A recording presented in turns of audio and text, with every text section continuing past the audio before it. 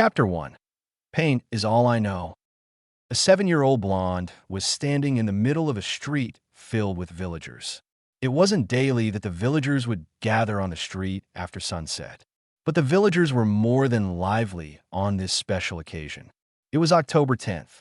It was one of those days when they could practice their martial arts or shinobi skills on a live target, and instead of feeling pity, they would get to have fun taking in the sight of the battered blonde boy. The boy, named Naruto Uzumaki, had the means of defending himself easily against 2 or 3 villagers. A few self-taught lessons on taijutsu was quite useful for protection, but today he couldn't dare to use his fighting skills. Not because he was outnumbered, which he was by a vast amount, but every time he showed resistance against one hit, the next hit would be twice more brutal. It wasn't just random punches and kicks thrown by villagers. No, it was far from that. On this special day, everyone's creativity rose beyond the skies as they made bottle bombs, homemade weapons, and everything that could mark that tiny blonde boy's body with pain. The boy had extremely powerful hearing, smell, and vision for even an Inuzuka clan member or a dog. However, this special trait never helped him gain the edge over his enemies. In fact, it only worked to break his tiny heart beyond repairs. Every day he would walk by the streets. It would be nothing but the villagers calling him a demon from distance. The demon should have died. What does the demon want? More blood. That demon ain't fooling nobody foss shit dog. None of the kanais did more damage to him than the hateful glares from the villagers. Also, his fast healing had a part in shielding him from the damage dealt by any kanai. But the glares, the curses, the loneliness was only for him to deal with. No one would hug him when he went home from a bad day. All the nightmares would haunt him, only to be locked up in his heart forever. It was not a life he was living a hellish nightmare that he can only hope to see the end of. He didn't want to die. There were so many things he wanted to do before he died. He wanted to be a great ninja. He wanted to make Hokage proud of him. He wanted to make his first friend, and mostly he wanted to have a family, feel the warmth of someone's touch, feel the love that he only saw existing in romantic movies. But desires can't lock him away from the pain either. His ever-changing mind jumps day to day from thoughts of suicide to unwavering determination to live. Today, however, wasn't the day he wanted to survive at all costs. The barrage of kanais hit him as he was running toward an alley. His hesitation to die or live was crucial in his worst decision, which was to walk into an alley where he would have no escape. The 2 Chunin charging behind him were skilled enough to follow him since the beginning of the hunt. They had the widest grins on their faces looking at the prize. Out of the 104 kanai wounds on the boy, the most gruesome 34 wounds were dealt by these 2. The boy was down on the ground. The latest barrage of kanais had a success rate of 60%, as 6 out of the 10 were still sticking onto his body. 2 of them hit the tendons on the legs. One of the 2 sliced open through the tendon, while the other one was still stuck in the leg, with the just handle sticking out. The meat around the handle was spread open due to the wider size of the blade. The meat was dripping liters, if liquid blood, which gave off a small bit of steam. The steam was from the wound healing itself. Naruto cursed his fast healing as he saw the meat heal itself to only tightly pack in the kanai into the leg. A single movement in the leg would bring him to tears easily. The other 4 kanais that managed to land right on the mark made even more gruesome injuries. 3 of them neatly sliced into the back of Naruto, while the other one stuck to his but muscle gluteus maximus. The 2 kanais that lodged into his tendon bade him lose balance.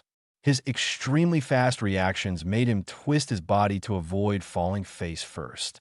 He cursed his luck as he knew he was in for a world of pain. He fell on his, but the kanai broke into his back, breaking the back plate of his pelvis and almost reaching his internal organs. The pain was unbearable, and his body jerking to the pain caused him to further twist the kanais as he yelled out in agony.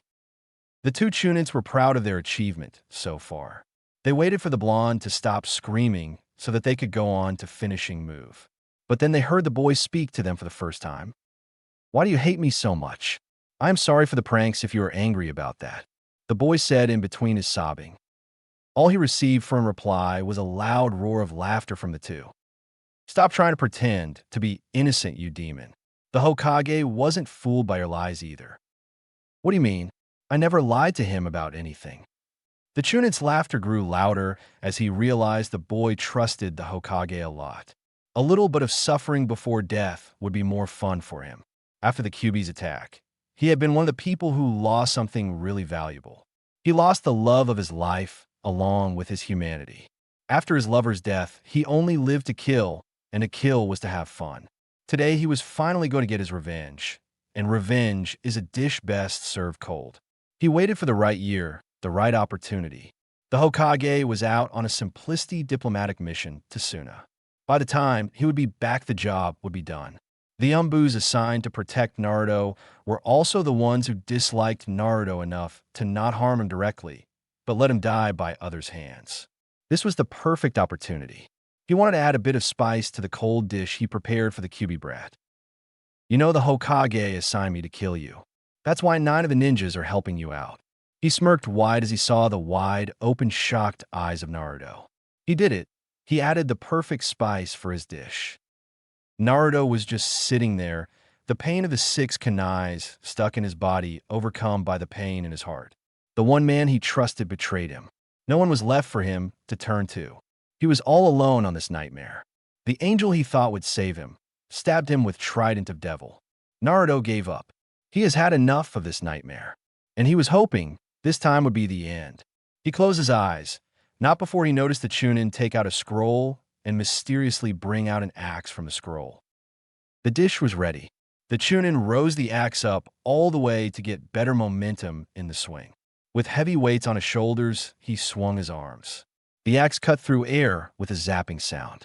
Everyone watched as the axe moved closer and closer to the body. The villagers seemed to have gained a Sharingan each, as they almost felt time slowed down. The axe reached the body. With a soft, screeching noise, the blade made its entry into the flesh. The blade, with its incredible sharpness, sliced through each inch of the flesh like butter. No messy, grinded flesh hung on the side of the blade. Each millisecond of the action was burned into the memory of the villagers forever, to be kept as a memoir. The blade had just few more inches to finish its job before it deviated from its original projected path.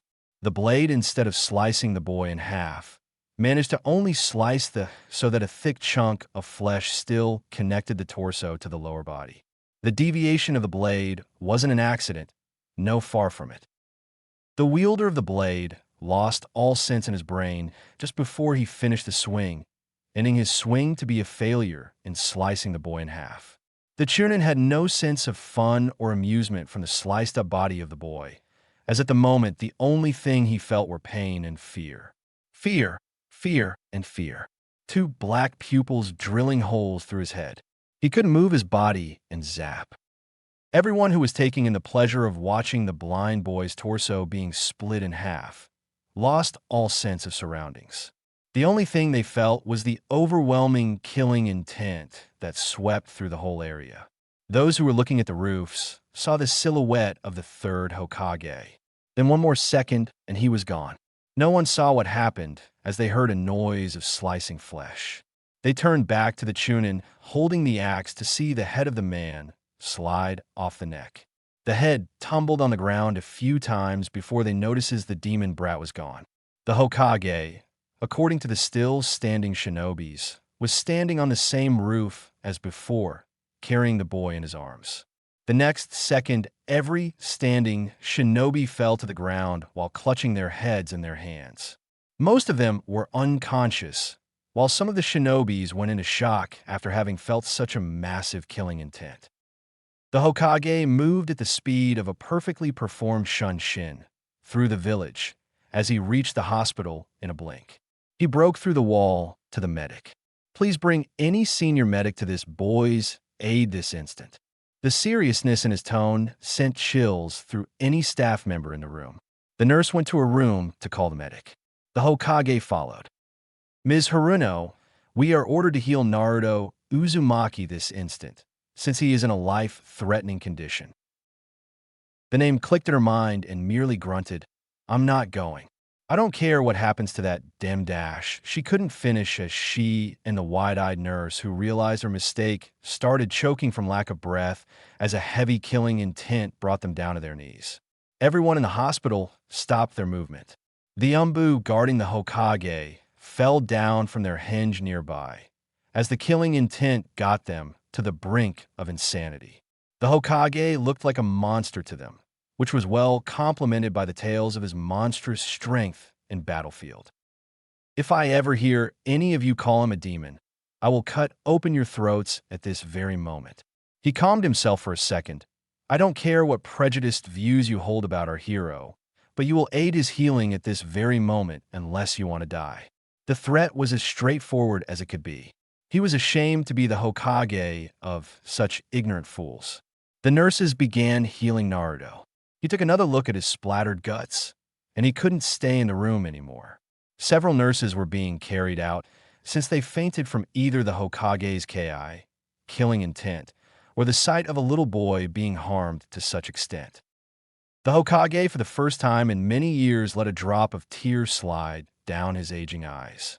Minato, you were a fool to sacrifice your son's future for such ignorant villagers. And I'm ashamed of not being able to protect your child. I truly am pathetic. One day later, the Hokage was sitting right next to the blonde boy's bed for the 30th hour in a row. He didn't care if the village went to hell meanwhile. A village that couldn't value the sacrifice of its hero didn't deserve anything better.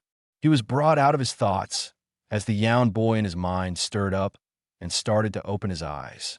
The Hokage brought his attention to him as his blue eyes met his pair of black eyes. Instead of seeing relief in the blue eyes, what he saw was disappointment, anger, and all the negative emotions he could think of. Suddenly, he felt like he couldn't face the boy after what he had let happen to him. There was a disturbing amount of silence in the area, which was finally cut down by the blonde's voice. Why can't I just die? The Hokage's eyes looked down in regret and sorrow. Then he heard the boy sobbing. If they hate me so much for some reason I don't even know, then why couldn't they just kill me? Every time I tried to kill myself, I never died. I cut my throat, my veins, my stomach, every place I could think of, but every time I woke up the next day with just scars and back to this hell. He looked up to the Hokage's face. Why can't I just die, Gigi? Then Naruto saw something he felt bad for. He saw regret and tears in the Hokage's eyes. He knew that he made the Hokage cry. He made the strongest man cry for him. Then what surprised him more was the Hokage's actions. Hiruzen Tsutobi leaned forward, bent his back, and got down to his knees and bowed towards Naruto while touching his forehead on the ground. I am so sorry, Naruto-kun. I truly am. I watched you suffer all these years, and I still couldn't do anything about it. Please do not throw away your life for these pathetic villagers. I hope one day you will find your place in this village and someone who loves you if you live long enough.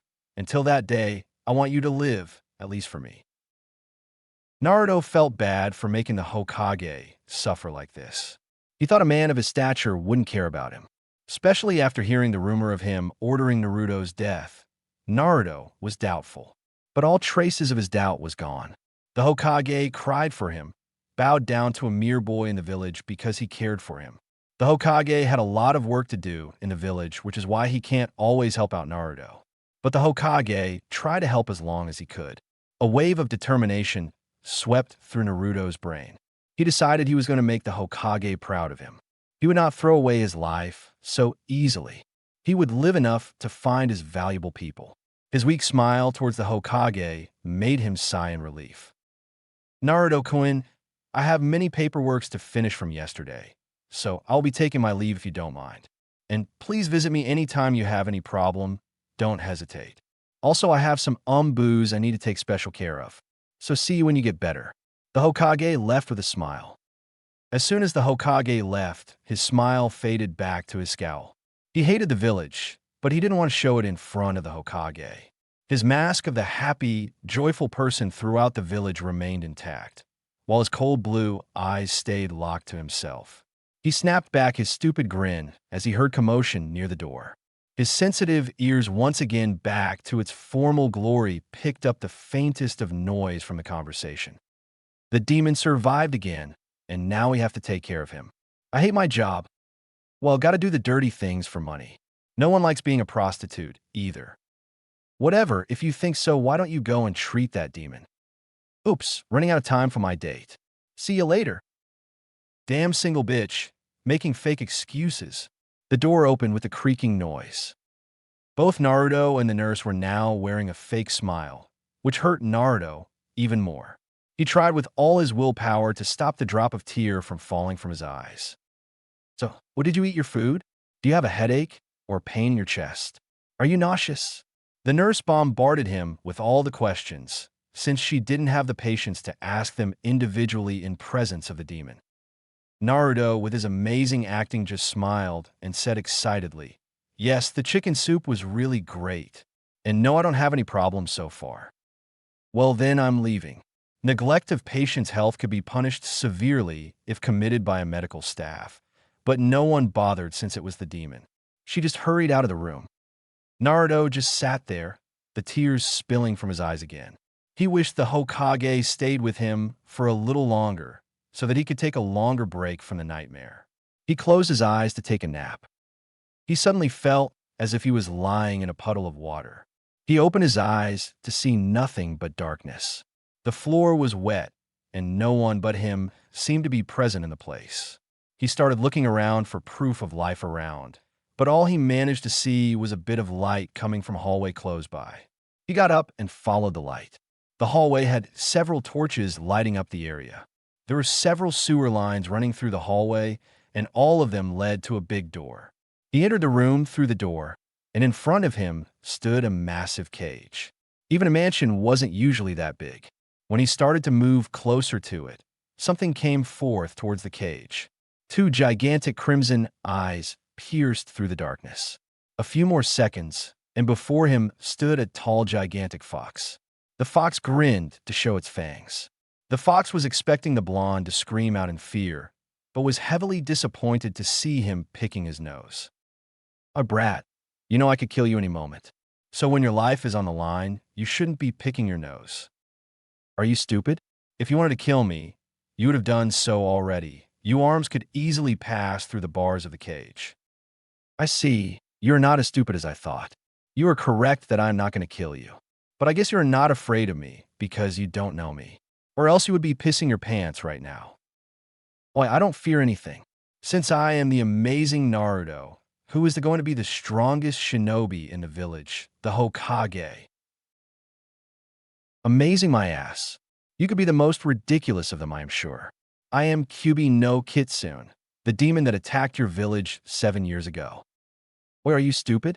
The Yondaime killed you 7 years ago on October 10th. Don't try to fool me." Then something clicked in his mind. 7 years ago, on October 10th, the day everyone beats him up when everyone calls him a demon. It was no coincidence. His eyes widened in shock. He pointed his finger at himself shakily. "So that means you were not killed, but caged in me all these years?" "Yes, stupid brat. Took you long enough to understand. If you die, then I die.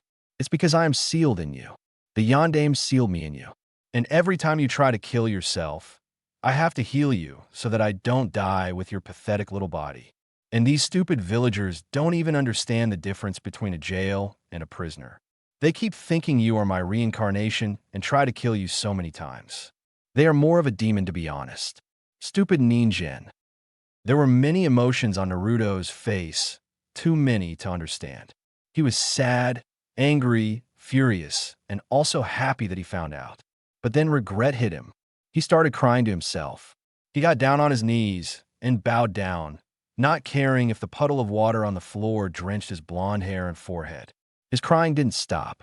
The Kyubi was indeed fascinated. Why was the boy crying and bowing at the same time? "I am sorry. I am so sorry. I never even thought about how I could have killed you along with myself. I would have done just what the villagers wanted. I am really sorry," he said again in between his sobs. "Thank you so much for keeping me alive for all these years." To say Kyubi was a little shocked was like saying Sandaime Hokage was an average ninja. The Kyubi couldn't find words to say.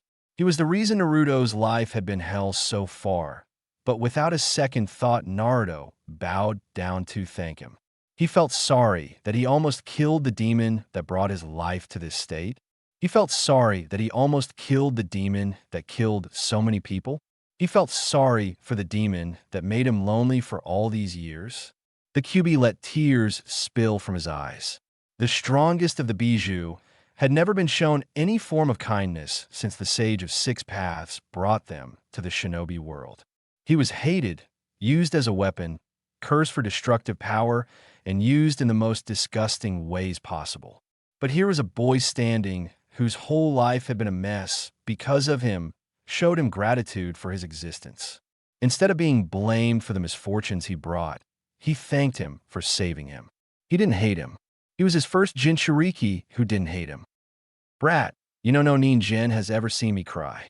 You're lucky enough to make both the Hokage and the strongest Bijou cry in front of you.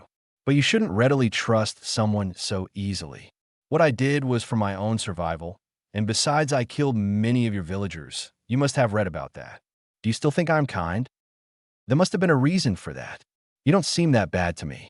To be honest, you seem much less demonic than the villagers. And I don't even trust most of the things they teach anyway. I have been lied to most of my life, so might as well find out the truth from you. He finished with a grin. The QB at least didn't hate him. I am sorry, but even after being the strongest Bijou, one of the Uchihas used their Sharingan to force me to attack Konoha. Most of my memories from my previous container is sealed for some reason, but I only remember that the fourth sealed me into you and himself using a Shinigami summon. There was another woman with red hair who was also dying at the moment. Sorry, but that's all I know. See, I knew you weren't that bad. The fox just smiled in response, before he was bombarded with another question. Why, Furball, why didn't I see you ever before?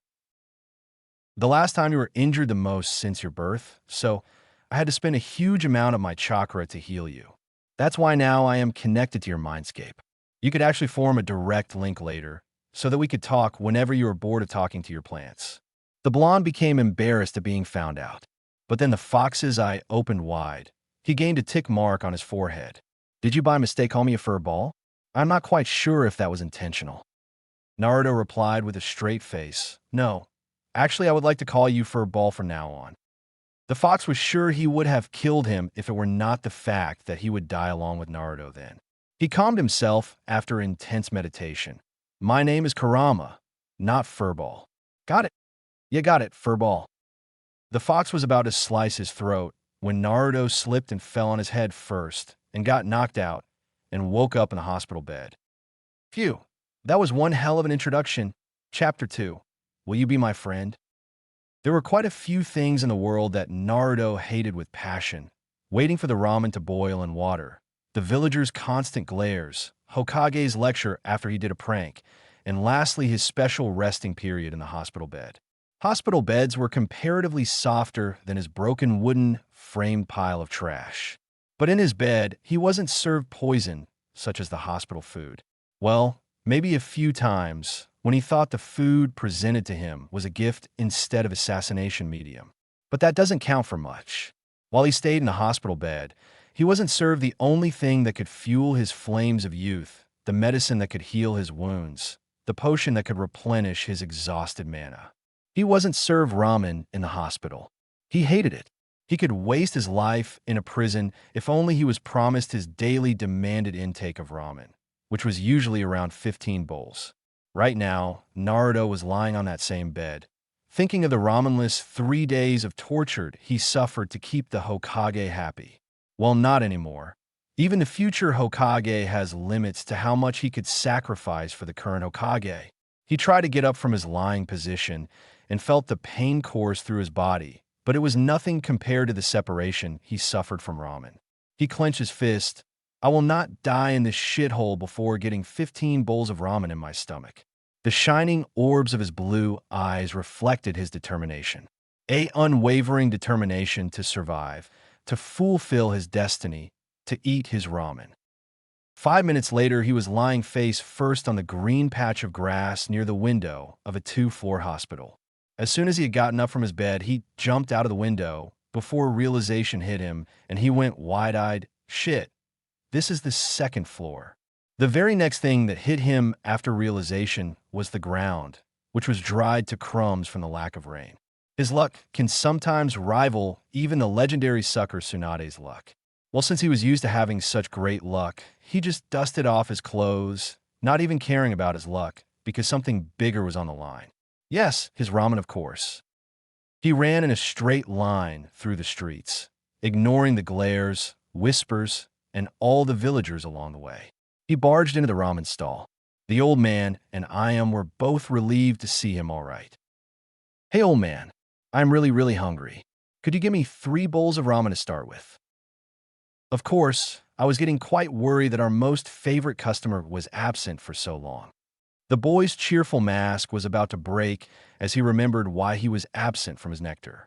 He put on a grin to cover it up. Old man Tucci, however, noticed the bandages on the boy wrapping most of his body, and knowing that 10th of October wasn't too long ago, he decided to do something to cheer him up. "You know what? Today's meal is on the house." "Really? You mean, old man? Thanks a bunch. You know what? While I become the Hokage, I will even assign you for making food for the ninjas." Naruto complimented himself. His mask was fixed back with super glue, and no one knew a trace of how he felt. He slurped down bowls after bowls of ramen. "Phew, that was great. Tell Ayam-chan when she comes back that I said hi." "All right, Naruto. Take care, and come back again whenever you feel hungry." Naruto was really happy to have known such a man. Now that he thought about it, he realized how sad Tucci and Ayam would have been if they found Naruto dead. He berated himself for ever even trying to commit suicide. But then again, today was the day where his mood demanded for his survival. A special contribution of ramen in this mood was a factor. He got up, patted his stomach, and removed the curtains and stepped outside. Maybe his mood didn't demand for his survival that strongly. The glares and the whispers were back with full force. He just hung his head low and kept walking through the streets. He kept picking up his pace little by little until he was running above the rooftops, landing on the Yondaime Hokage's monument. He felt at peace whenever he went to the top of the monument. The view of the village from that spot was amazing. But his visions were more amazing to him, since he visioned himself to be atop the strongest shinobi to have lived in the village. But right now, he didn't feel the amazement or peace at being on top of Yondaime. Rather, he felt despair and sadness. Why did the 4th Hokage choose him? Why choose him to be the sacrifice? Why sacrifice his future? Did he hate him enough to put this burden on him? Did he not think what would happen to him after the sealing? Did he not plan how to help him deal with the villagers? So many questions, but he knew one thing. They were not going to be answered anytime soon. Whenever he had pent-up questions or thoughts in his mind that he needed to filter out, he used his trademark fall asleep in a second jutsu. Well, most people wouldn't consider it a jutsu, but insomniac people would call this God's blessing. The strong gush of wind blew his spiky blonde hair, but his nap was undisturbed. He was dreaming about something he wanted with all his heart. He saw a large bowl of ramen. He was standing on the edge of the bowl. He jumped into the bowl to dive into the broth of the ramen. But instead of feeling the spicy mixture of nectar rush into his mouth, he felt his head hitting a strong concrete floor covered in a puddle of water. Getting up while scratching his head, he spotted the sewage darkroom where stood the massive cage. Gaining a bit more control over his senses, he heard the rumbling and howling noises coming from the cage. He focused a bit more to see the fox clutching his stomach with both of his arms as he is laughing and rolling on the floor. After a few minutes of intense laughter, during which Naruto was clutching his fist and gaining tick marks on his forehead, the fox wiped off a few drops of fake tears from his laughter. Revenge is a dish best served cold. Isn't that what the ninjas say? Well, how did you like my cold dish of ramen? The fox started rolling in another fit of laughter, thinking his pun about the dish was the most hilarious thing in existence, even more hilarious than Naruto and Sasuke accidentally kissing in the academy. Oh wait, that probably might happen in another parallel world. My damn fox, what was that all about? The boy tried to keep his cool, even though he had steam rising from his head, because he knew from experience that the fox might just kill him and eventually himself to get payback for disrespect. Oh, You mean that jinjutsu about ramen? That was for calling me furball the last time we met. But on a more serious note, would you like to dive into eating another dish of ramen? He couldn't contain his breath and laughter as he emphasized dive, the word of his pun, to remind him of his glorious dive from the edge of the bowl to the ground. He went on his third fit of laughter of the day, and Naruto was sure he would have finished what the Yondaime couldn't by killing him. But deciding it was for his benefit, he let him survive. After waiting for minutes that seemed like ages, he spoke up, "All right, you are really funny, and I'm sorry for calling you furball. But how did you do the jinjutsu on me? I mean, aren't you caged in there?" Now that the fox recovered enough to answer, he replied, "Well, you see, I could pass a limited of chakra into your chakra networks all the time. So I just channeled a bit of chakra in your system when you slept, so you had the dream about the jinjutsu. If you were trained enough, you could have easily detected and dispelled this jutsu." "Really? I see. So you can actually do something other than destroying stuff." The fox just grumbled in annoyance. "But you know, I can't really learn that many things from this taijutsu books I took out from the trash. And I'm quite sure they're just going to kick me out of the library again if I try to get any books from them. The regular stores wouldn't sell anything either with which I could train." "Well, I hope you do remember someone of a high stature in this village who cried in front of you and told you that he would help you whenever you want."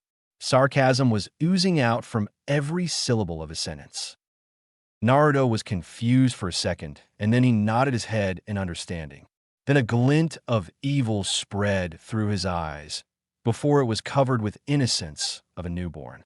He slammed the bottom of his fist into the other hand's palm, as if he solved a great mystery. "Oh, I get it. You wanted to ask you for help, since you were crying in front of me the other day, and everyone knows about you in the village, right?" Naruto said with sense of accomplishment. "My brat, I cried that one time since I was really emotional. Don't try to bring it up again. Besides, I remember someone trying to say a pickup line Titanic movie to a rose flower."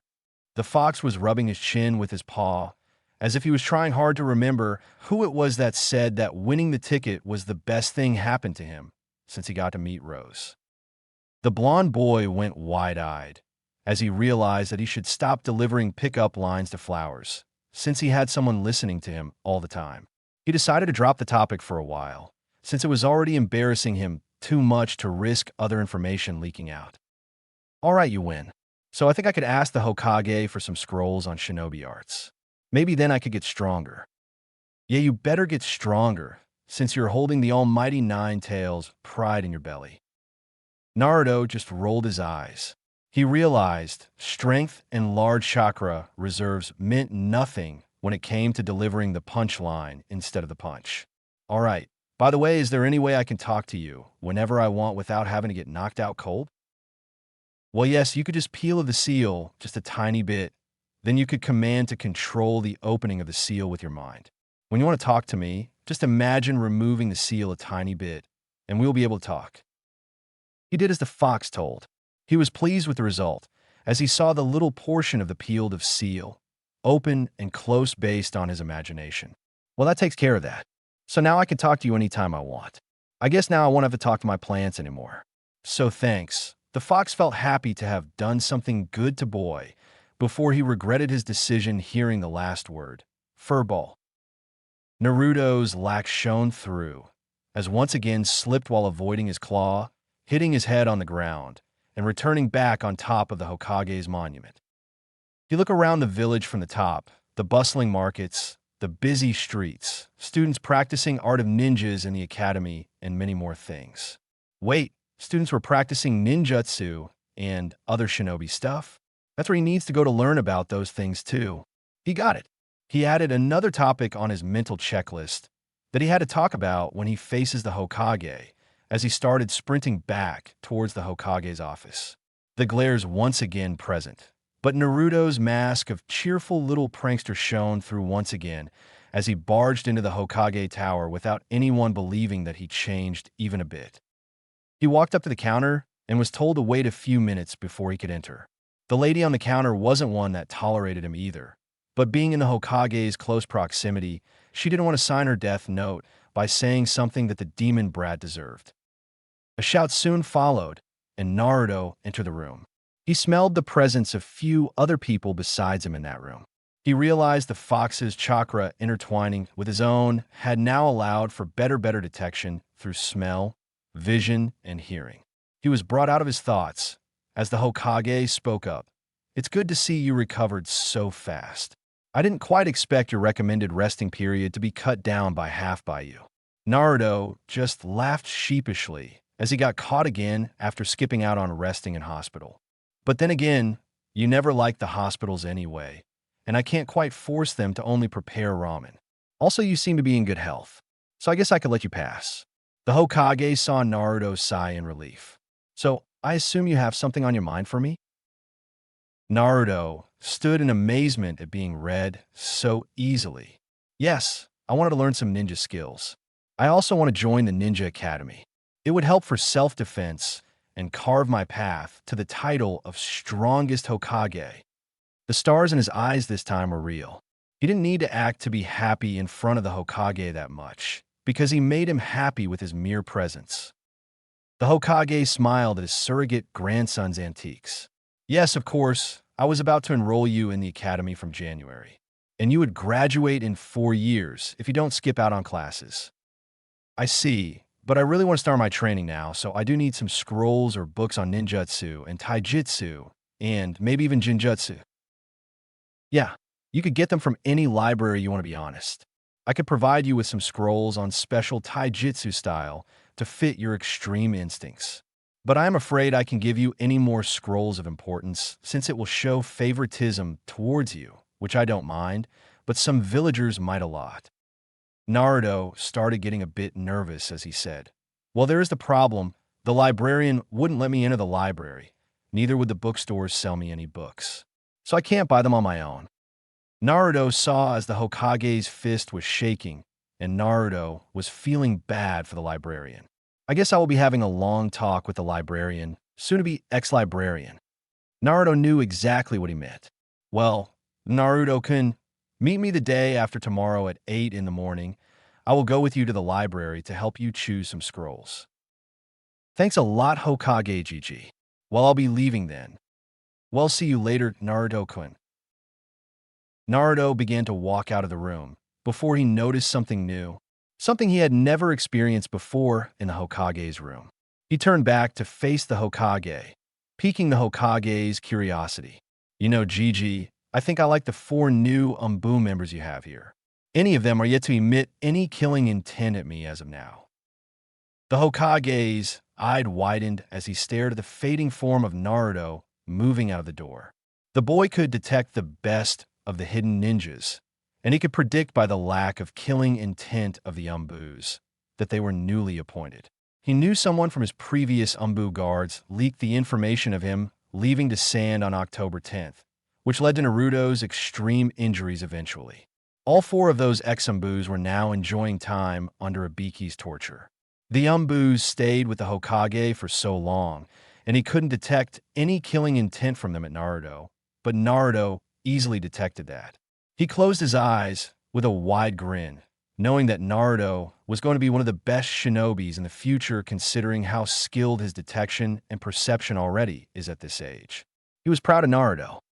Naruto was sitting on a bench in the middle of the park as the sun was about to dawn. He was holding his legs close to his chest as he was sitting down staring at other children of his age playing with their friends. He was the only one sitting alone. He didn't want to come to the park because every time he did, it would only remind him of his loneliness. How everyone, including the children, avoided playing with him. The children had no reason to hate him, but as the saying goes, like father, like son. All the children followed their parents' hatred towards the blonde boy without any reason. He watched as many of their parents picked them up while he was sitting by himself. He watched as a boy with a puppy in his jacket left with a grown woman. A pink-haired girl was picked up by her pink-haired mother, who seemed familiar from the hospital. The pink-haired girl talked to a girl before leaving. That girl caught his eyes for some reason. Maybe it was the blonde hair that he imagined his mother or father to have.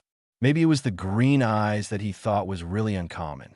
Maybe it was the cute face that could rival most of the child actresses he had seen. He was deep in his thoughts while staring at her. that he didn't notice as she approached him. He thought he was maybe imagining or something.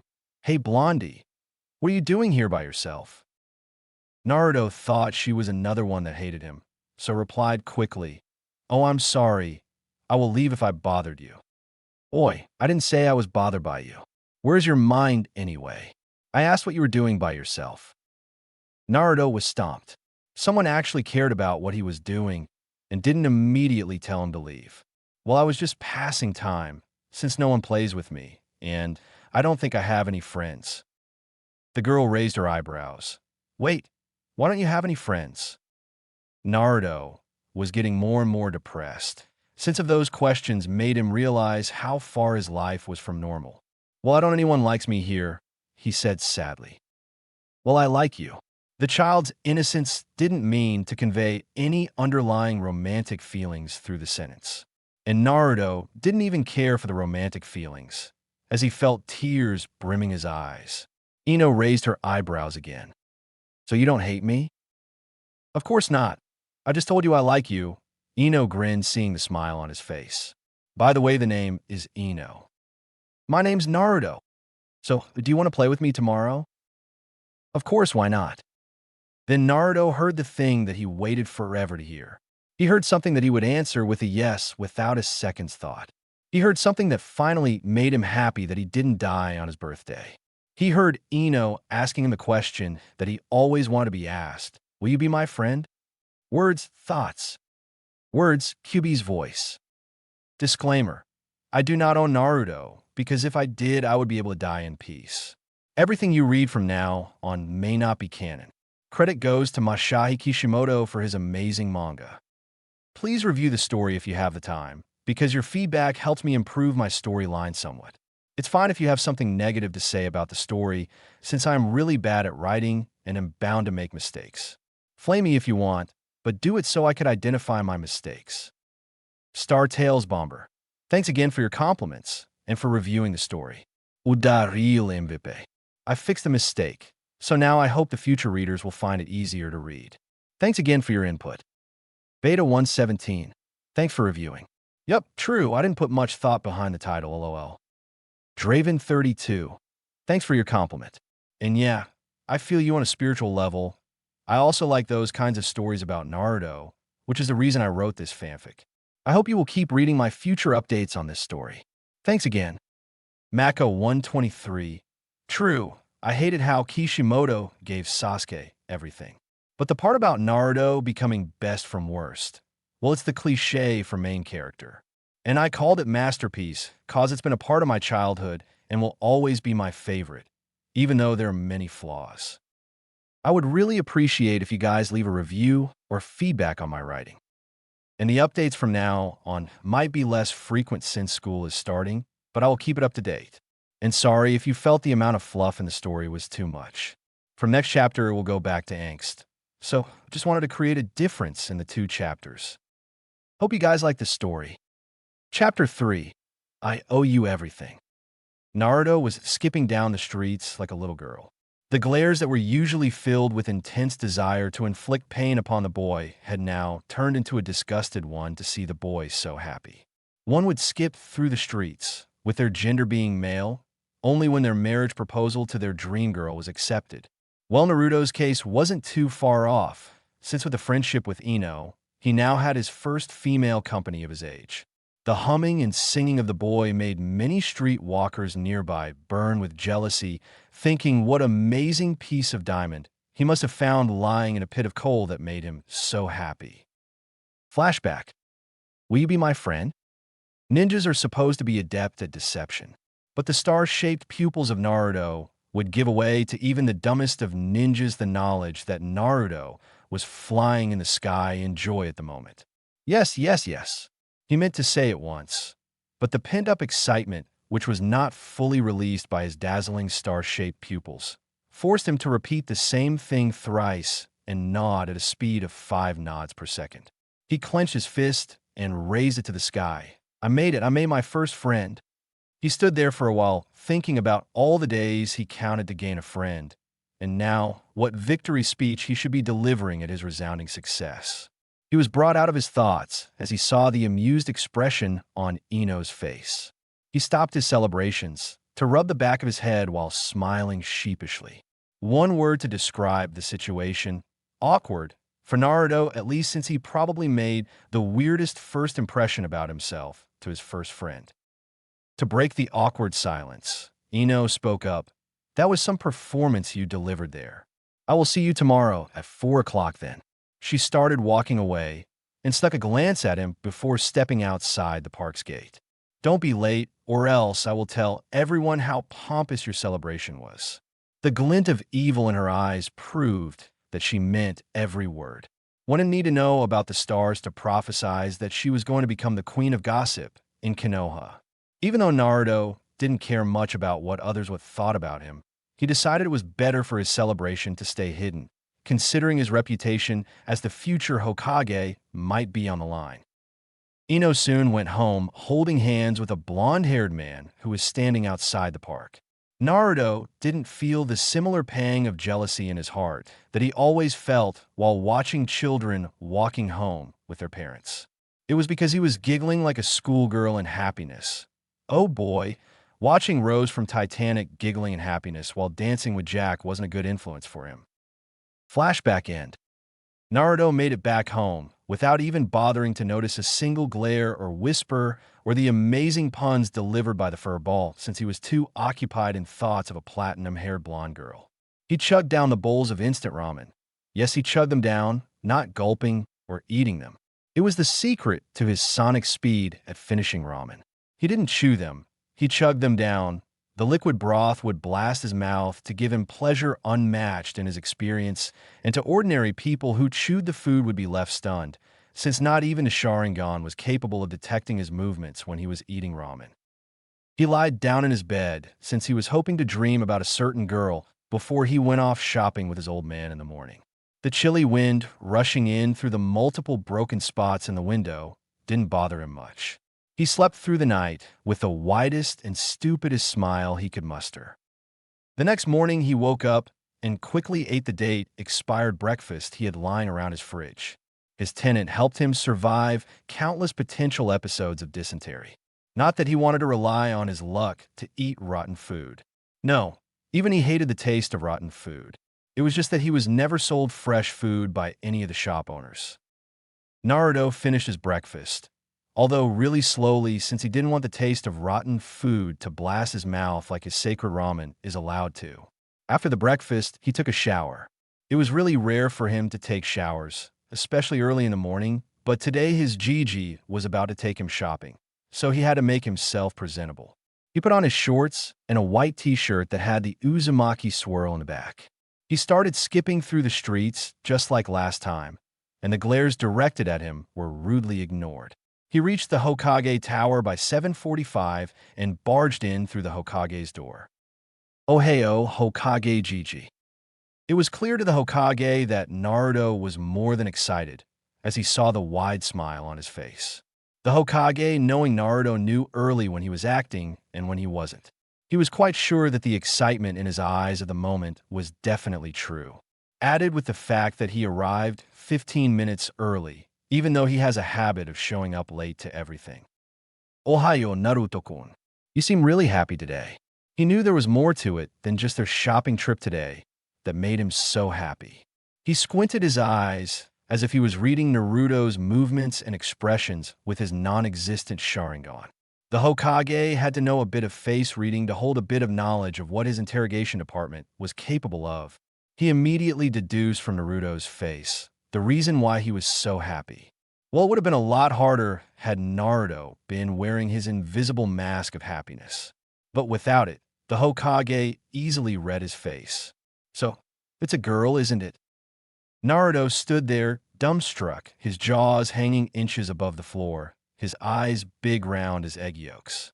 The Hokage couldn't but chuckle at his reaction, and the 4 laughs that came from the walls let him know that the Umbus found it amusing too.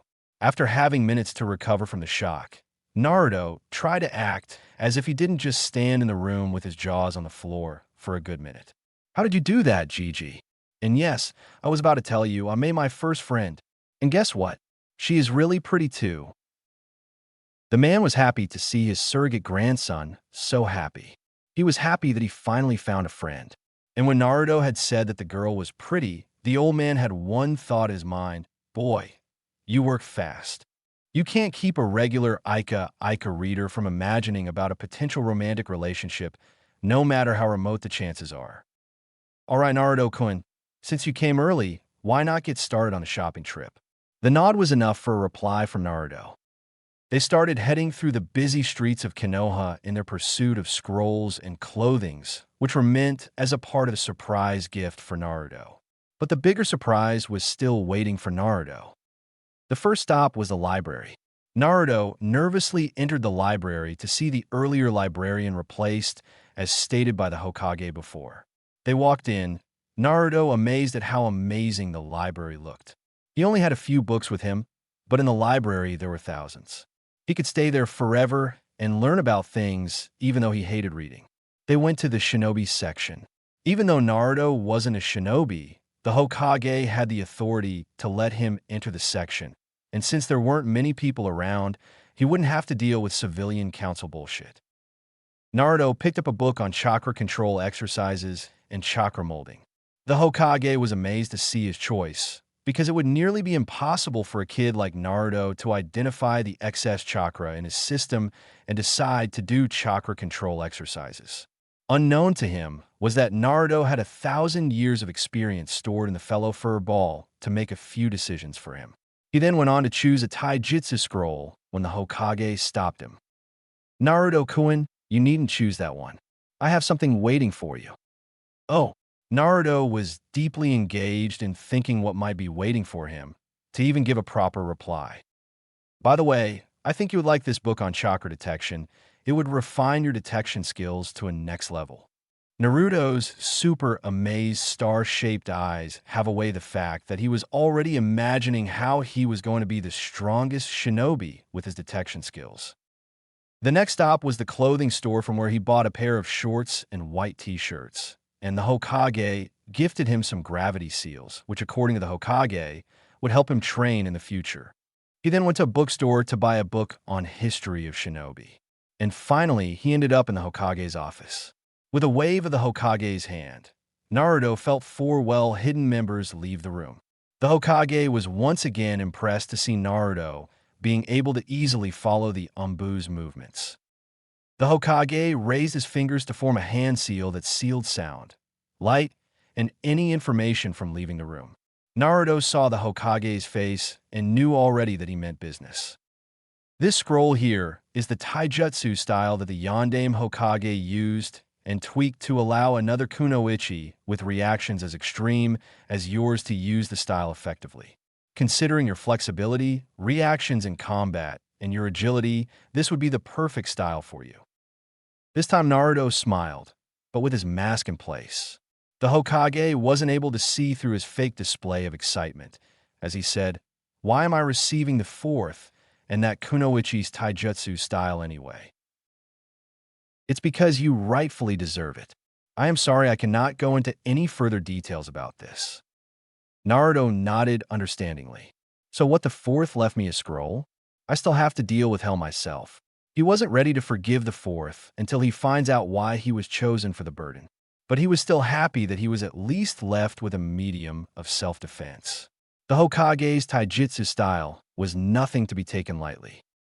After hours of shopping, he was mentally tired, not physically with his insane stamina. But he had to clean up and get ready for the most exciting thing in his life till now.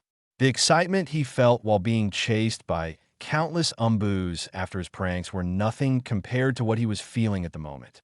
He had 2 hours to get rested, 3 more hours to eat lunch, read some of those books, and then make himself presentable in front of his first friend. After hours of criticizing his own sense of style and dealing with smart puns of the furball, he finally settled on wearing his shorts and white t-shirt.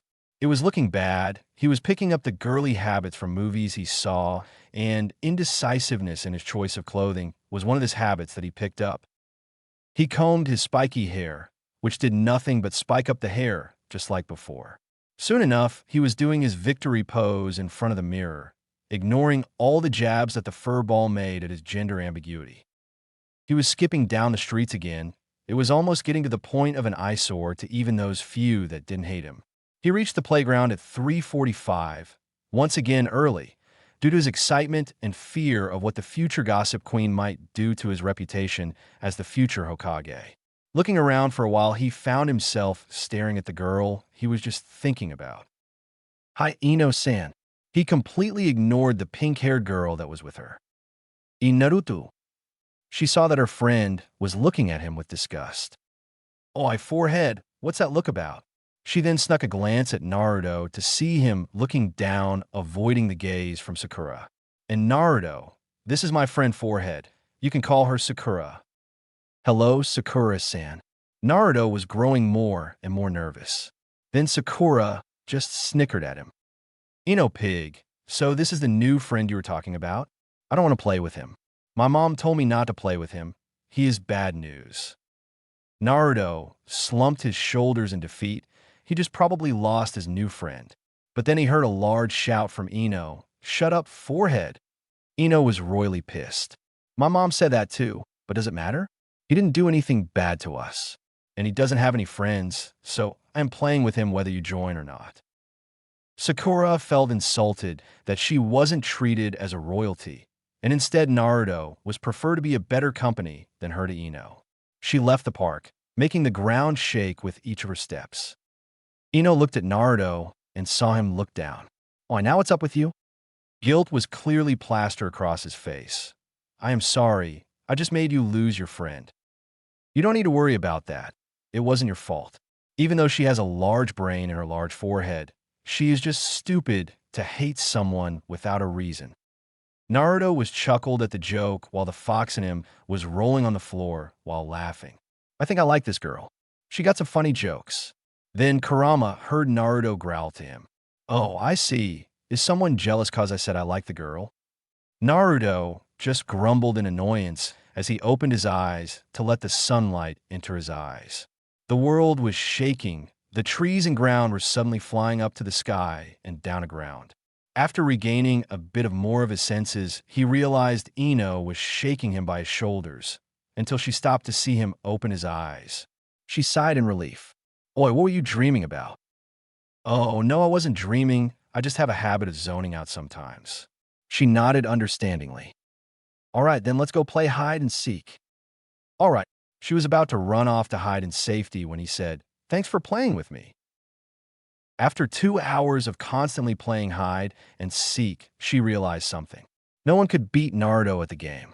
Naruto's sensitive smell, hearing, and vision, that even amazed the Hokage, clearly showed why Naruto was the boss at hide and seek. While Ino was pouting like a baby after conceding all the defeats, Naruto had his mouth open to the widest possible smile possible. To most people it would seem weird, but to Ino it was a proof that he valued their friendship. Thanks again. I really enjoyed playing with you. Well, I had fun too, but how did you always find me so easily? Well, you do smell pretty nice. I could smell the lavender scent on you no matter where you went. Ino blushed a little at the compliment. Then it was time for her to be surprised again. The boy could smell her perfume from over hundreds of meters. He was definitely special. But it didn't matter much, because tomorrow the game wasn't going to be one that favors him or his smelling. Yes, tomorrow it will be a change of game to tag. The next day started with Naruto humming to himself, while ignoring all the insults he heard from the fox. Oi, brat, I've been trying to talk to you for the last few hours, so would you listen up? And please stop the humming and skipping for fuck's sake. Oi, fox, why are you trying to curse in front of this innocent boy? You are tainting me with your rudeness. And also, I would not like my soft teddy bear to curse. The fox was about to lash out of his cage to beat the crap out of the boy. When he realized his fatal mistake, he formed a mental link with the boy, so the boy was out of his arm's reach. Fuck you and your tiny brain. There you go again, cursing out loud. And it must be a great honor for you to be fooled by a tiny brain. The fox growled. His jailer has surely learned to use his brain, and his insults are also getting smarter by the day. The only thing left to have the perfect host was to have him get stronger and, of course, to have him stop skipping and humming on the streets. He knew just what to do. I'll get you back on this someday. But for now, we have to start your training. You're going to use gravity seals and circle the village. I remember the Hokage bought you a few of those seals. Now put those on. Yo, Furball. So, is this gravity seal too heavy? I mean, is it easy to handle? No, of course, it is not heavy at all. It just increases the force of gravity felt throughout the organs in your body that circulates chakra. So basically your whole body will feel the pull of gravity. Go ahead and try it from across with the fingers of both of your hands. Imagine chakra flowing in a circle throughout the body and then bursting into the seal. I hope you remember the chakra molding lessons we did, right? Naruto was grateful to have 1,000 years of experience teaching him thoroughly on his training. But he failed miserably to notice the glint of evil and mischief in Kurama's eyes since he was talking through the link. Naruto activated the seal and was happy to see the seal glow up. Thud! The next thing he saw was the green floor that was tightly held against his forehead by force of gravity. And the next thing he heard was the fox rolling and laughing. Serve you right. Think you can fool 1,000 years of experience? Now get your ass off the ground and start running 20 laps around the village, or else I might just circulate some blood into your penis and make it cramp and stick out when you go in front of Ino. It was a training routine that would make even Mato Guy's fountain of youth run dry at that. Naruto paled considerably. Which one was worse? Running 20 laps, or Ino telling everyone that he has a stick dick? Not that he knew the reason why he had the stick dick every morning, but he knew it would be embarrassing either way. He did what he had to do to save his reputation as the future Hokage. Run. He got off and started to take small steps while breathing heavily. He hated life and, of course, the fox, because now he couldn't skip through the town anymore. Instead, he had to drag his feet on the ground. And his panting breath didn't allow him the chance to hum either. It was hell. Naruto made it. He finished 20 laps by 2 and was about to release the seal and go home, when he realized he didn't know how to release the seal. Oh shit.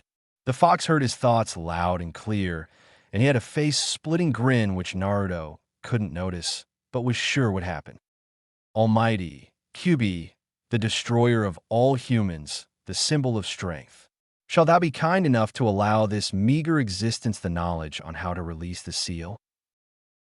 Kurama was clearly amused. This was interesting. The boy was showing him respect. But as much as he wanted to be kind-hearted, he couldn't forget all the time he was called Furball. Well, that doesn't bother much, since his only wish is to make his host stronger, not just get revenge. I am impressed. I will let you know how to release the seal. Naruto was jumping in joy. The gravity of the seals couldn't stop him from jumping, until he heard 3 more words. After a month. Jumping off of a cliff isn't too bad either. 2 hours later. Naruto was standing in the park, waiting for Ino. She showed up as expected. Today, she had a look that said she was going to make his life hell. Hello, Ino-san. Hello, Naruto. So, today are we playing hide and seek again? I remember you were pretty good at it. Naruto was amused to see Ino making the pouting face. But then she gave a mischievous grin. Naruto was paling already, knowing whatever she had in mind wasn't going to be too nice for him. Tag is the game for today. Oh no, any other day Naruto would have obliterated her in tag, but today with the seals he would die. And the loser by the end would have to bring a flower that the other one would like. Her mother owned a flower shop, so she would have no problem whatsoever getting a flower for Naruto, but she knew Naruto was going to lose badly in terms of choosing a good flower. Something fun is sure to happen. So who's it? Naruto got nothing in reply as he saw Ino running out to the horizon. Didn't matter if she was a girl or not. Naruto was going to win any game. Gravity seals, he couldn't give a shit about. After 1 hour of running, he realized he needed to give a shit about gravity seals because he was clearly losing her trail, even though he was clearly getting faster at his movements with the seal on. Also, Ino was fast as hell. She was pretty thin, but her muscles weren't used at all. They were pretty developed to allow her fast movements.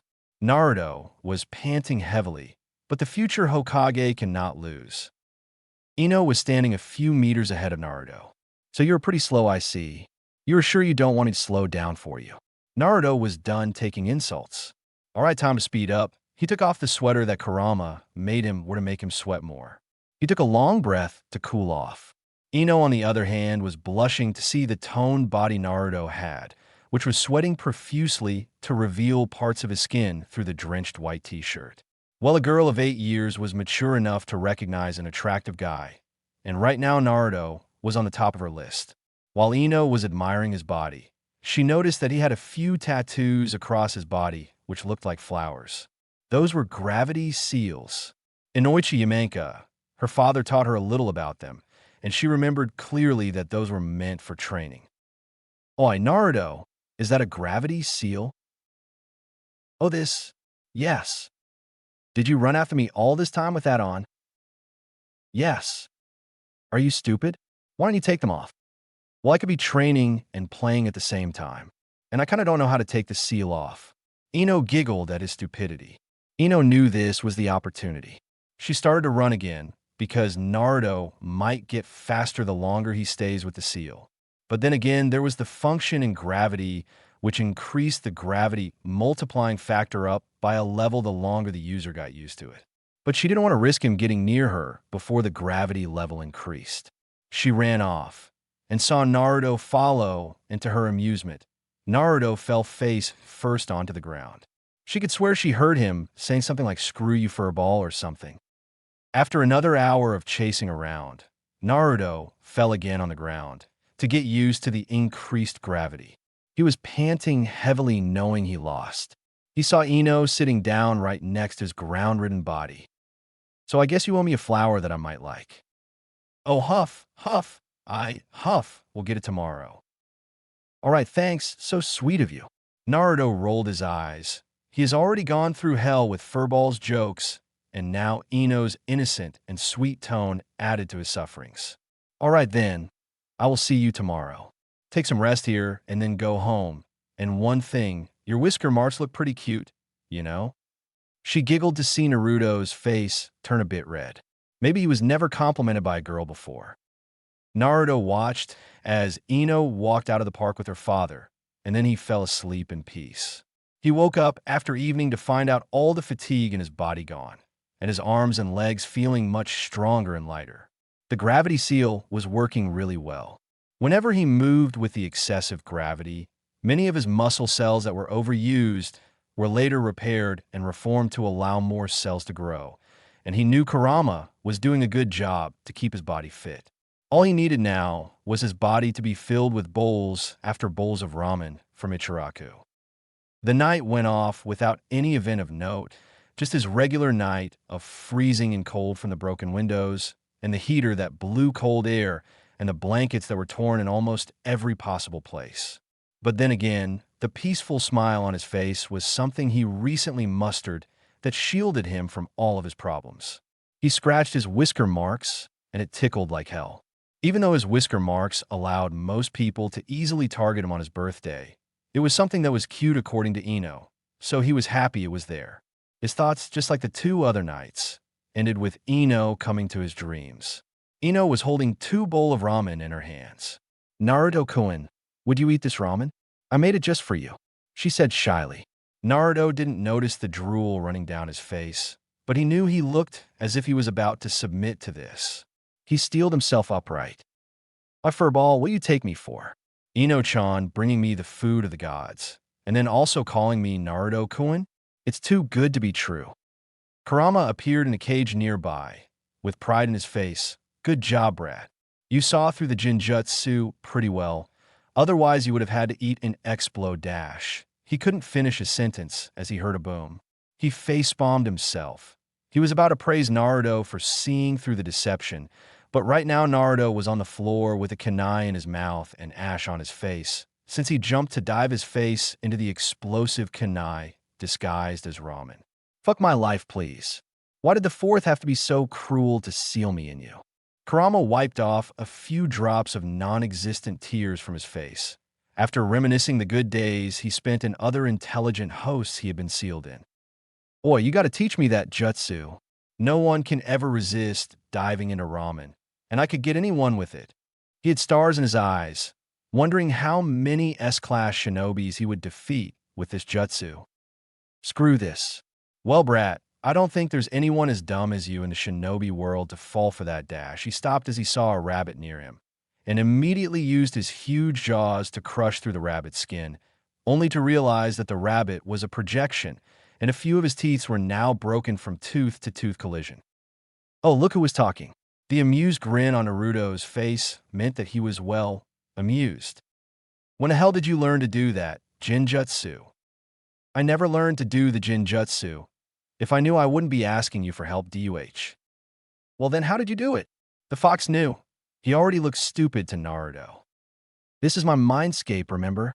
Then it clicked in the fox's head that Naruto could imagine whatever he wanted, and it would become real in the mindscape. Well then, I must say you did a good job. And I cannot teach you Jinjutsu, because you have really bad chakra control. You barely managed to mold chakra so far, and your chakra reserves are too high to be controlled for Jinjutsu. But for now, let's continue the taijutsu training you were doing with my chakra form body. Well, I was wondering, does doing taijutsu help my body in any way? I mean, I am training in mind, so I'm not going to get stronger. You are correct.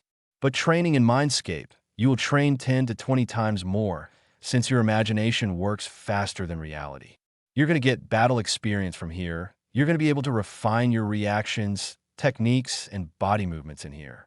And the gravity seals are already making your body stronger in the real world. So, if you keep practicing here, you will get stronger than even many academy graduates by the time you get to the academy. That's good to hear.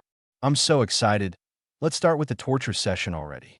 The sarcasm in his voice only added to the fox's enthusiasm. 8 o'clock in the morning. All right, Fuzzy Tails, what do you want to do now? I really like the new name you got for me. So why don't you do 40 laps today?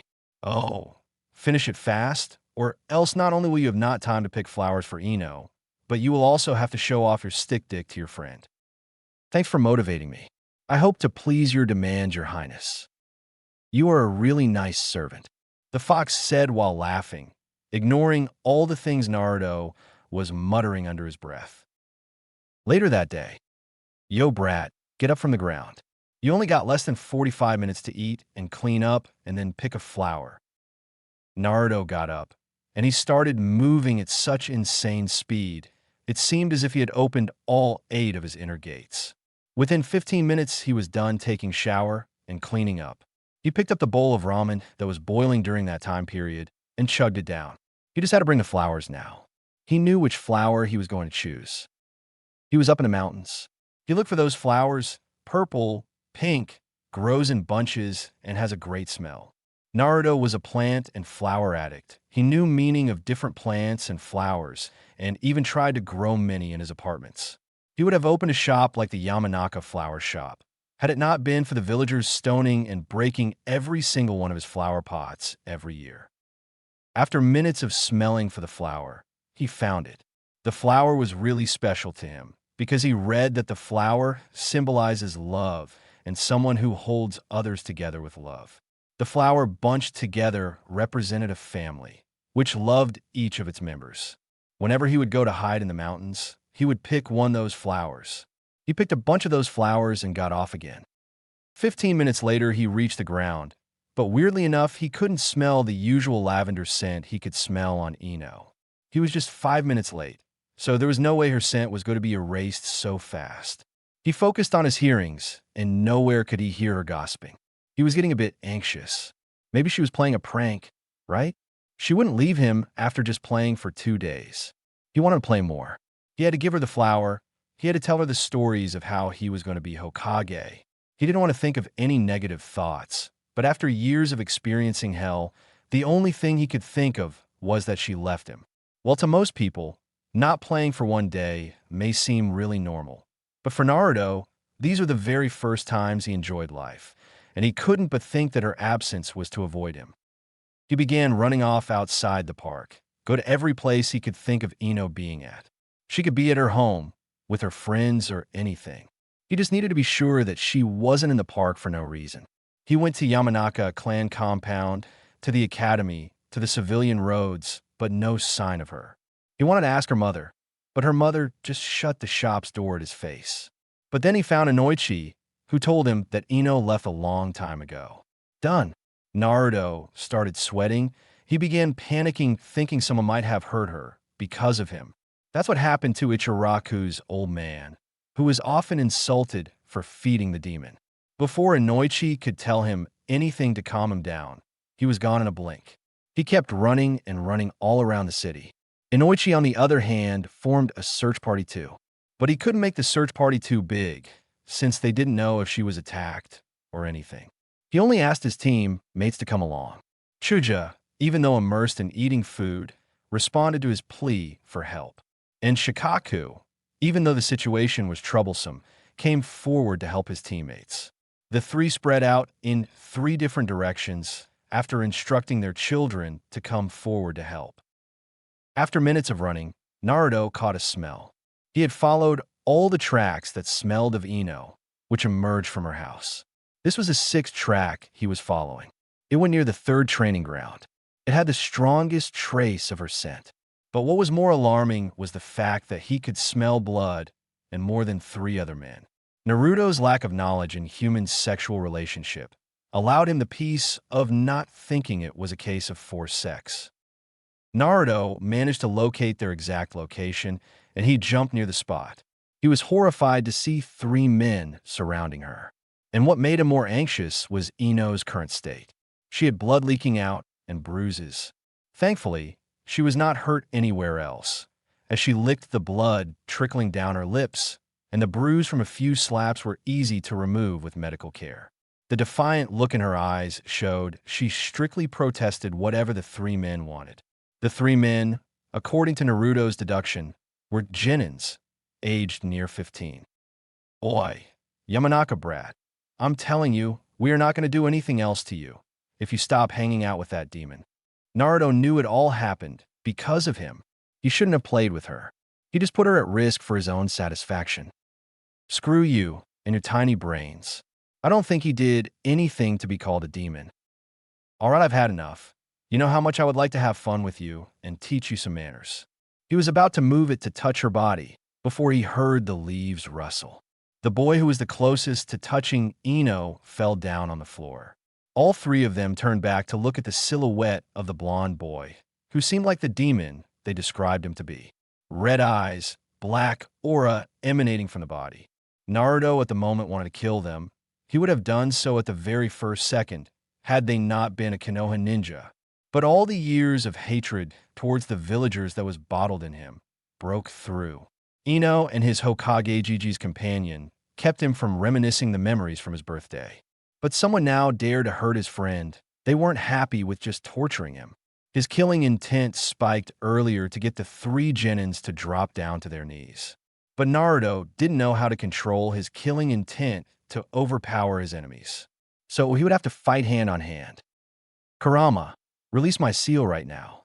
The fox knew not to argue with the boy. To be honest, he wanted to see those Genins ripped apart, since they were about to hurt Naruto's first friend. Form the rat seal and say release, while sending a burst of chakra to mess up the smooth flow of chakra in the seal.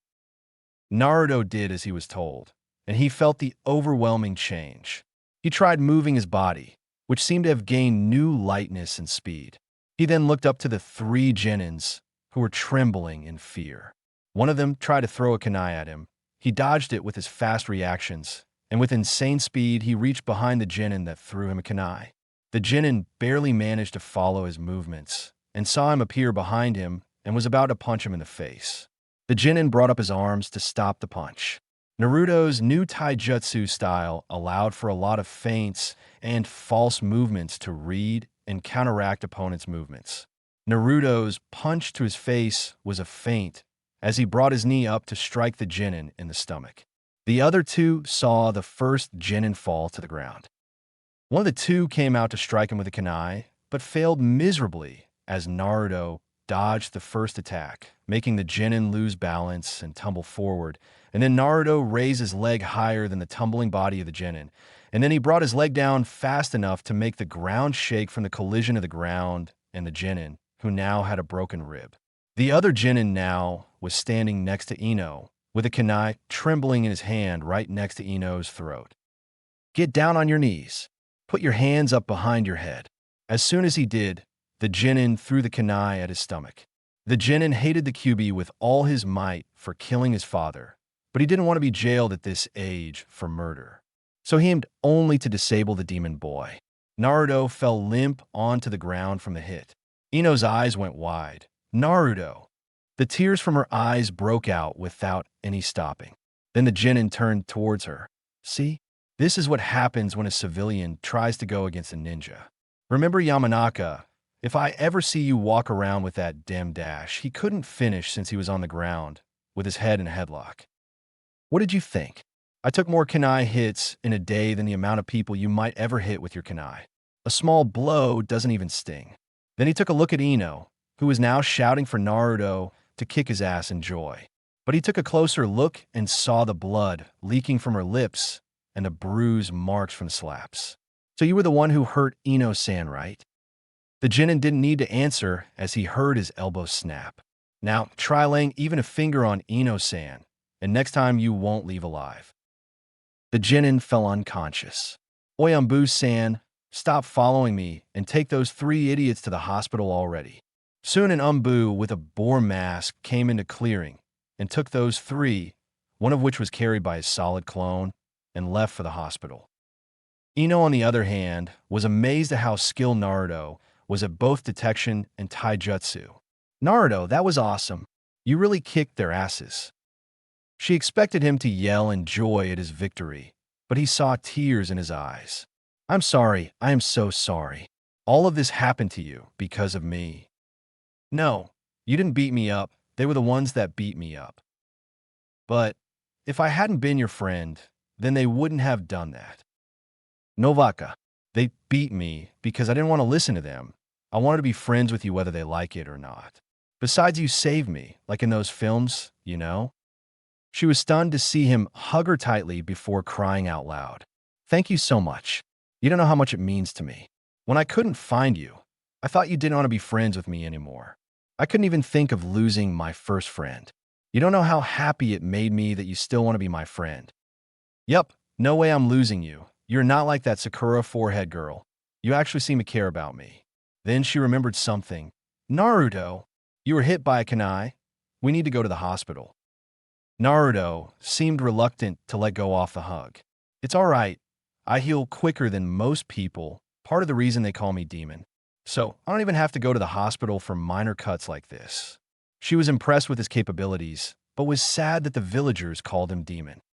At this moment, they were lying on the ground hugging each other. "So, Naruto, you really like to hug me, don't you?" She had the perfect gossip material for the future if she ever finds out about Naruto's friends or family in the future. "Yep, I never hugged anyone in my life, so hugging my first friend makes me really happy. I kind of like it a lot." Ino was happy that she made him so happy, but sad at the fact that Naruto didn't even have someone to hug before. She wouldn't have many of his friends and family members to gossip to. Wait, his family members, she didn't know about them, even though Naruto knew everything her friends knew about Inoichi Yamanaka and Inoki Yamanaka. She even told Naruto about her uncle Yashinoki Yamanaka, who was killed on the day of Kyuubi's attack. "So what about your family? You never told me about them." "I don't have a family. I grew up in an orphanage before they threw me out. Even in the orphanage, I never made any friends. That's why I was so happy when you wanted to be my friend." If Ino was the Hokage, the orphanage would have been obliterated by now for throwing out Naruto. But she decided to lighten the mood a bit now. "All right, now that I am your first friend, you have to listen to what I say." A nod from Naruto's head allowed her to make her demand.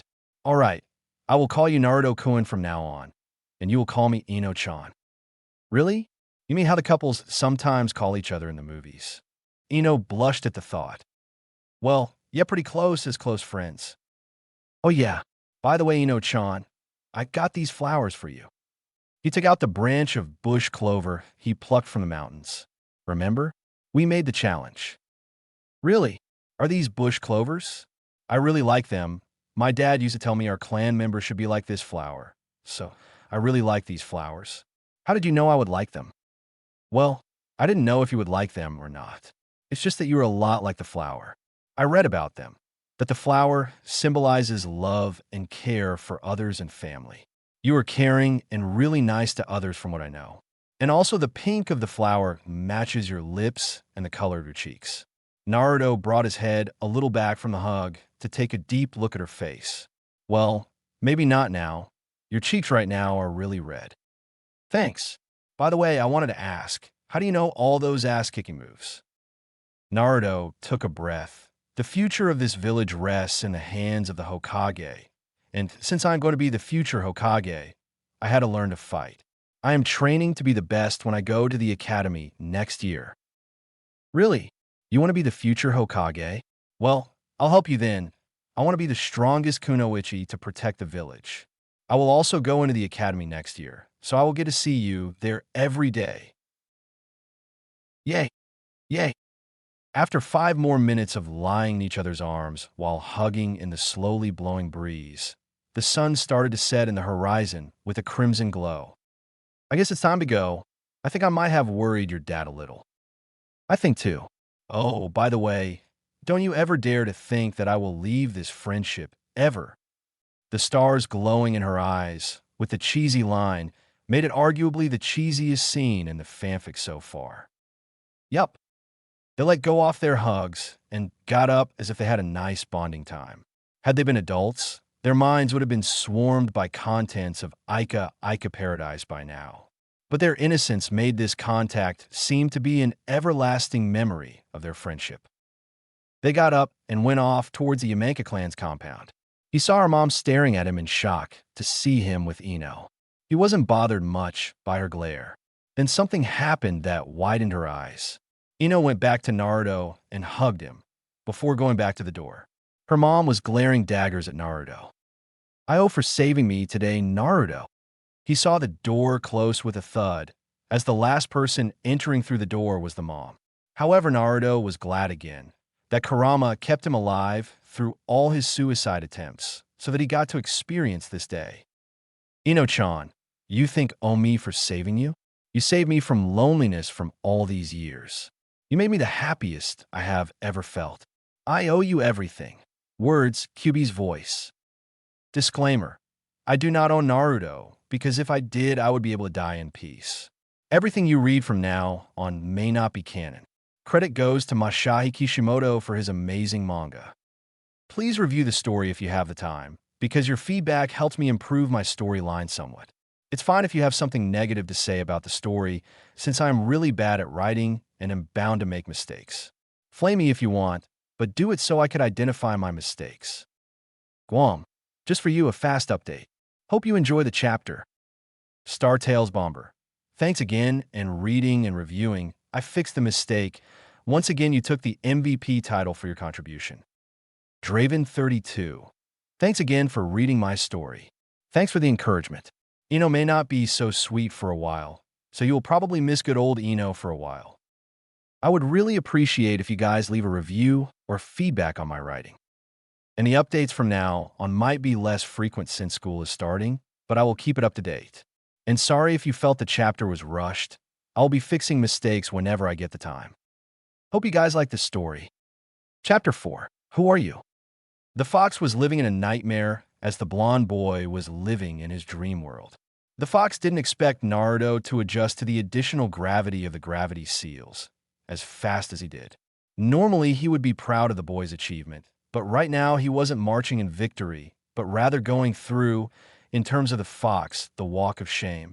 It wasn't a walk by any means, but it was shameful to other ordinary humans he used to know and now wished to be jailed in rather than the blonde. Yep, Naruto was doing his trademark, skipping through the streets while humming move. The fox didn't want to hurt his tenant's feelings or ruin the mood for him, but it was too painful to hear his high-pitched humming, and seeing the world shake up and down through the mind, Link certainly didn't comfort him. Well, everything has to come to an end. The fox slapped his paws together. The shock wave from slaps split the water puddles in front of him. Had the blonde been inside this mindscape, his body would have ripped to shreds from the palm's shockwave. But to merely crack a few walls in this mindscape wouldn't be enough to stop the blonde's dangerously precise pattern of movement right now. Naruto took each of his steps with grace. After every step, he would make a precise jump with the toe and land on his other feet, and with a step he would hop again. His fluid movements held the resemblance to that of a ballet dancer. He kept skipping forward in his path of life until he heard through his mindscape, seal activate, and then thud. The fox didn't mind spending some chakra, healing the Red Akimichi clan look-alike face that Naruto had developed after his hasty moment of intimacy with the solid concrete. The position of intimacy was bound strongly due to the added force of the recently activated gravity seals. Oi, brat, your Ino isn't in the concrete, so stop kissing it already. The annoyed grumble coming from a boy was payment enough for the misery his host put him through while skipping and humming. But it wasn't done with him. He wanted more for payback. Maybe your intimacy with the concrete was bound by the laws of nature. The fox's stomach emptied out as he blew out an enormous amount of air with his roar of laughter as he rolled on the floor. Naruto held his head in his hands in pain, not from the collision with the concrete, but from the pain of hearing a painfully bad joke. He wasn't concerned about the fact that his face was red from pain from the intimacy with the concrete floor that was caused by the laws of nature, gravity. He was more concerned that the mightiest of bijus only had the ability to come up with a joke of that level. He realized now, Kyuubi could destroy someone's brain cells with means other than using chakra. Yes, his jokes were dangerous on a whole another level. He was brought out of his thoughts as he saw people whisper and glare at him, and some actually happy to see his swollen face. Freaking villagers, you better be grateful I am saving you from Kyuubi's wrath and his jokes. After dusting himself, he realized something. The fox actually activated the seal, not him. Oi, furball, how did you activate the seal? To affect my chakra, doesn't the seal need to be provided with only my chakra? The fox stopped his rolling to make a serious face to answer his question. Brat, remember what you learned about seals? Seriously, you need to pay more attention to your lessons on seals. You could actually become a pretty good fighter with seals if you try. How can someone fight with seals? Well, just a few moments ago, I used my chakra to activate the gravity seal on you. If you train enough, you too could do it and make people drop to the ground in an instant. Boy, then why don't the others do it too? First of all, the seals are very complicated if you try to do it fast, and also you need a vast amount of chakra. Only one clan's members met both of these requirements. The fox kept rubbing his cheek for a while before saying, "Damn it, I can't seem to remember the name of the clan." More like, whenever I remember the name, my head blanks out. All I could remember are Usumari, Zamani, Mikizu or something. Probably the doing of my previous Jinchuriki. Well then, how am I qualified to do those seals then, when you don't even know much about it? Well, you have abnormally high chakra reserves like my first container in Konoha. She used to know about a lot of seals. So I to know a lot about those seals. So I could teach them to you, and you can use your huge chakra reserve to put those seals on others fast and easily. Yeah, I guess. By the way, when are you going to teach me that awesome jutsu that could help me train faster and make my own army and fight? Oh, you mean the Kagabunshin jutsu? Bunshin or whatever, yeah, that clone thingy. Yeah, I will teach you that only after you have precise chakra control. Oi, just teach it to me now, because it would take me ages to get good chakra control anyway. That's exactly why. I don't want you to learn a new jutsu before you are good at chakra control. Plus, there's not much ninjutsu you can do with your clones unless you have good control. Naruto kept whining for a while, until he stopped, his face forming a smile more feral than the Shinigami captain of Squad 11, Kenpachi Zaraki. His eyes were now covered in the shadow from the bangs of hair hanging down. His low chuckles began to worry the Kyuubi. And then he began to laugh with full force in front of his door, with a glint of insanity in his eyes. Oi, furball, I will master both within next week. Maybe he was a bit too harsh on the boy. Maybe his jokes were truly unbearable to him. And instead of those jokes strengthening his mind's resolve to survive through harsh conditions, the jokes actually made him lose his mind. and it was all the fault of the QB. He felt guilty in his heart. He should have considered the boy's low intelligence as a sign that he wasn't ready to bear the harsh training regimen, listening to his puns and jokes at the same time while training. "I am sorry, boy.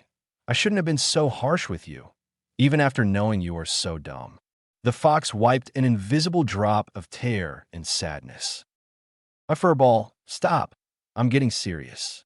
I was also about to tell you about the speech I was going to deliver after I master both the jutsu and the control exercises within the next week," he said while pouting like a baby. The fox merely face-palmed at the boy's stupidity. "My brat, how many times did I tell you I'm not teaching you the jutsu before you have good control?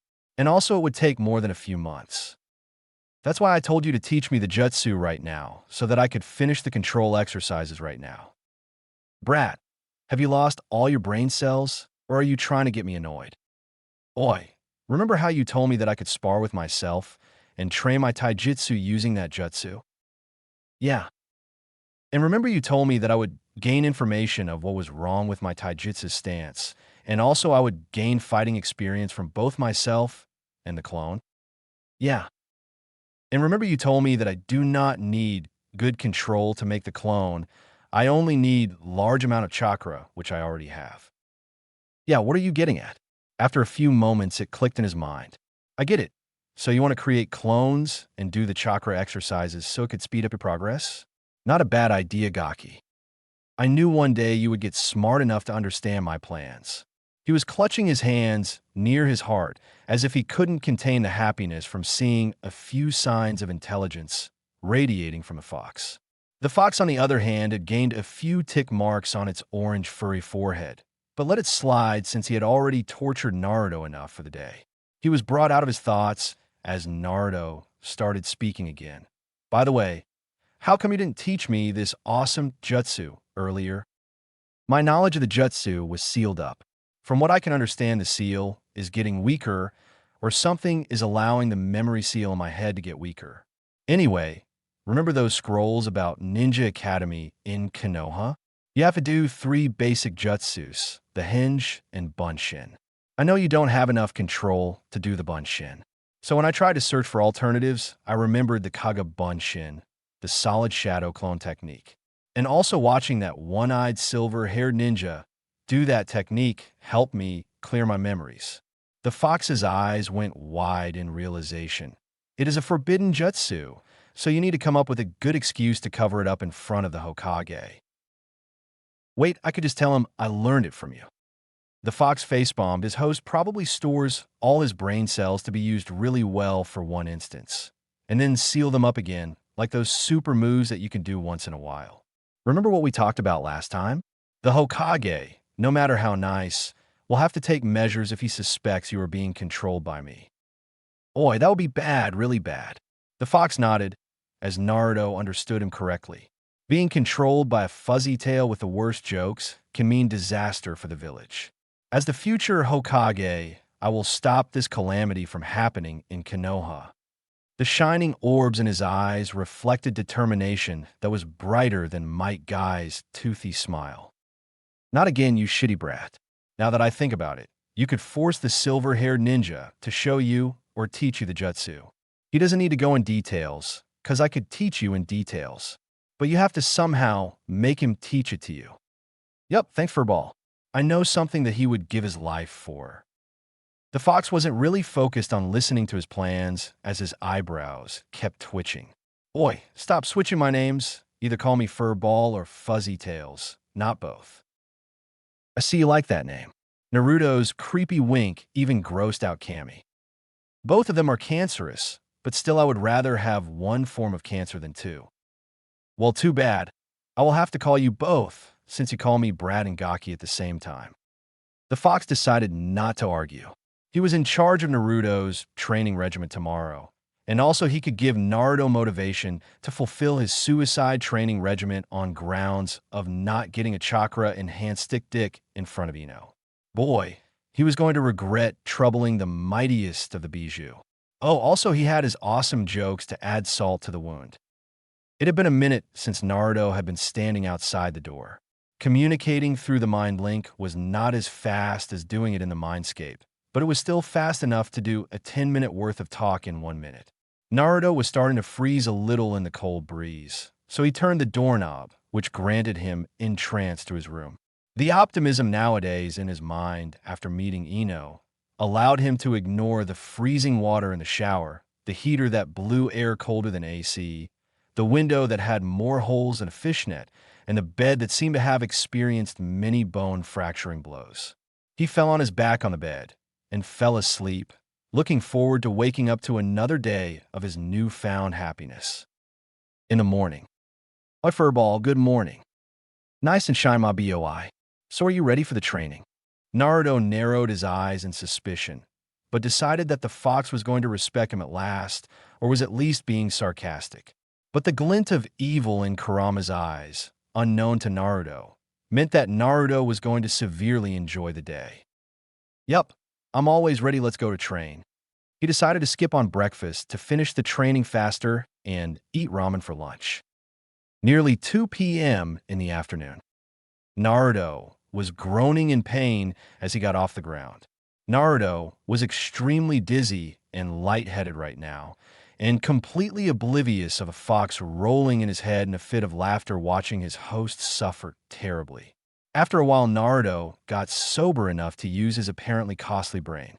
According to Kurama, Naruto's brain would fetch a high price in the market if sold, because it is completely unused and new. Damn it, and the creator of Kage Bunshin to hell. Naruto was unaware of the side effects of dispelling too many Kage Bunshins at once. And the fox was barely containing his laughter in thoughts of how his host would suffer after dispelling the clones. So he waited for the grand moment. Naruto dispelled all 200 of his clones at once with a smile on his face, since he would be gaining the knowledge of training for 200 times more than what he did. But the word Kai came out of his mouth, followed by thousands of poofs, and then the screams of Naruto, and in his mind the howling laughter of the fox. Kage Bunshins are a pain in the ass, quite literally from what Naruto experienced in the morning.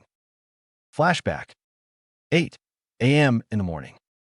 Oi, Gaki, so what's your plan to getting the technique from the silver-haired ninja? Maybe if you had listened yesterday, it would have been better. Well, for now, let's keep it secret. You will see the show when it starts. The fox immediately knew with his sixth sense that something bad was going to happen. A few minutes later, outside the Hokage's office, a silver-haired jounin was walking through the streets, his left eye covered by his headband, while his hair flying off to the moon. People nearby, mostly the ladies, were gaining tick marks as they passed by the jounin, since the perverted giggles and the orange book titled Ica Paradise in his hands didn't please the female population. The killing intent radiating from each of those ladies in the street would have easily subdued someone of a weaker heart, but being in the front lines during the Third Shinobi War steeled this man's resolve. He didn't back down to fear. Truly a man worthy of an S-rank bounty in the bingo book. He was walking through the streets peacefully, his pollen sprayed in a moist pink sakura flower petal balm. He couldn't finish his reading as he was on the floor, scratching his head, wondering how he didn't notice the presence of a boy with so many books coming up to him. "I'm really sorry I got lost in thoughts of my path of life to even notice my surrounding. I can help you pick up those books." "Thank you. I am in a hurry. So see you later." Naruto left running with his stack of books. Meanwhile, Kakashi saw the boy vanish into the corner of a street. He looked down and opened his book again. "These things won't bite you. They just want to have fun." Then came out Thing 2 and Thing 1. What the fuck am I reading? He slowly closed his book to look at the orange cover which said in bold letters Thing 1 and Thing 2 by. Then he realized the boy smuggled his Ica Paradise into his collection after he intentionally fell. "Gaki, I ignored your pranks before, but now you just made it personal. On some training ground. Like, Gaki, you really think that lazy Cyclops gonna follow you here? Just for that book?" "Oh, I know he will. He has to." Flashback within flashback. A 6-year-old Naruto was standing near the Hokage's desk, being lectured for his pranks while tied up. Naruto, You shouldn't be doing things like th dash. The Hokage couldn't finish as he was cut up by a silver-haired jounin who just entered the room. Reporting in Kakashi Hatake. The mission to Suna was a success. The target has been successfully assassinated. Here's the report, he said while handing the file to Hokage. As soon as the Hokage began reading the report, the jounin took out the orange book from his vest. The Hokage's eyes widened at this. His hands were trembling, his eyes widened in shock. He slowly raised his finger to point at his book. Is that the latest volume of Ika make-out tactics that haven't even been published yet? How did you get it? The jounin did his trademark eye smile. I must thank you for assigning me to the mission. I just happened to cross by your student Jiraiya-sama, who was on his way to the ruins of Yuzushiobikure. It is mentioned in the report. Anyway, he gave me this copy of the book as a thank you gift for taking him to a safe hiding spot in a women's bathing house. That's great to hear he is doing so well. So Kakashi, would you mind lending me the book right now for a while? I will be sure to increase your payment for the mission. The stern look in Kakashi's eyes told the Hokage he was not willing to agree. Sorry, Hokage-sama. I apologize that I cannot agree with your suggestion. The Hokage was not going to give up so easily. As the Hokage of the village, I, Tsurutobi Hiruzen, order you, my subordinate Hatake Kakashi, to hand over that book to me at this moment. I'm sorry, but I will have to give up my official rank then if I must. Seems like you won't listen. I will have to take it by force. He went through a few hand seals and bit his thumb to drop and smear a bit of blood on the ground before yelling out Kuchios no Jutsu. Suddenly out of the smoke, a large round bow staff appeared in his hand. To this, Kakashi had only one thing to reply. Over my dead body. He grabbed his headband with his hand and pulled it up to reveal his left eye, which had a bright red pupil. The pupil had few tomo marks in it that were spinning around. Both crouched back a little to move into the attack when the door opened up to reveal a ninja from the informations department. A letter has been received from Jiraiya-sama regarding the secrets in Yuzushiobikure. He then looked up from his clipboard to see an S-class ninja with his Sharingan blazing, facing the Hokage, master of all 5 elements, and summoner of Monkey King Enma. The two came to their senses as they got to a relaxed pose. I'm sorry to threaten you over such a small matter, Kakashi. You are dismissed for now, but you better hand me the book as soon as you finish. The jounin vanished into a swirl of leaves as soon as he said, Hi, Hokage-sama. The boy in the corner, tied with ropes, was just trying to comprehend what happened and what could have happened if they went at it for real. Flashback within flashback end. Naruto stood in the middle of the field, and as expected, the jounin showed up, not 4 hours late, like he was to every single time meeting. So Naruto, will you hand me the book or not? The calm voice, not hiding the anger anymore behind the mask. Over my dead body. Naruto blinked to see Kakashi's hand go through multiple seals, and then sparks flying from his hand as he said, Chidori. Naruto knew that he was serious, considering he almost gave up his shinobi career and life for the book earlier. But Naruto planned it well. If you kill me, the book will become unreadable within 2 hours. Oh, by the way, I hid the book somewhere you won't find without me. Kakashi knew it was a defeat. He would give up anything at this moment for the book. So what do you want? Show me how to do the Kage Bunshin technique. The ninja blinked at his wish. Even though it was a forbidden jutsu, he didn't bother to deny him. Naruto was going to be a future Leaf Shinobi, had high chakra level for that jutsu, so he should be able to handle it. And the next 1 hour was spent with Kakashi showing in the jutsu. He was amazed to see Naruto able to produce 50 clones in the first hour. Kakashi could barely make 5 to 10, and that boy at that age made 50 clones with horrible chakra efficiency. The boy was going to wreak havoc in the future. Thank a lot, Kakashi-san. By the way, here's the book. I was just lying about it being hidden. He took out the book from his vest. However, the ninja was clearly angry. He wasted 1 hour to train the boy when he could have finished another chapter of the sacred book. He took it upon himself to educate the boy some self-control. He put his palms together, as he formed the shape of a gun with 2 fingers from each hand. He appeared right behind Naruto and slammed his hand in Naruto's, but as he yelled out, Konoha's secret finger technique, 1,000 years of death. Naruto's flight into the air marked the very first flight of a human being, even before Wright brothers' famous flight. Flashback end. Naruto was holding his, but in pain of the memory. Yup, definitely a pain in the ass. And then he remembered the training regiment he went through after that using his shadow clones, just so he didn't get a stick dick in front of Ino, pain in the ass in more than one ways. Naruto slowly got off the ground and started heading towards home. Naruto ignored all the glares on the street, just like he ignored lectures on balanced diet. And talking about balanced diet, he was now sitting on a stool in Ichiraku's store, chugging down bowls after bowls of ramen. He finished 15 bowls under 10 minutes. That because it took them quite a bit of time to prepare the batches of ramen. He paid from the bit of money he had and left for his home. He needed to take his nap to re-energize himself and to go to play with Ino by 4 o'clock. He fell on his back on the bed. The creaking noise let him know that repairs were needed to be made to the bed pretty soon. He closed his eyes and warned the fox of the imminent pain awaiting the fox should he fail to wake up Naruto by 3:30. As promised, the fox woke him up by a pretty unusual process, however. Normal people would use their voice loudly to get through the sleeping man's senses, but the fox had his own ways. He forced chakra into the body to flow blood into Naruto's reproductive organ, which swole up like sugarcane in a good sandy ground. The cramped organ, which was demanding freedom through Naruto's tiny boxers, sent waves of pain to Naruto's brain, which forced him to wake up.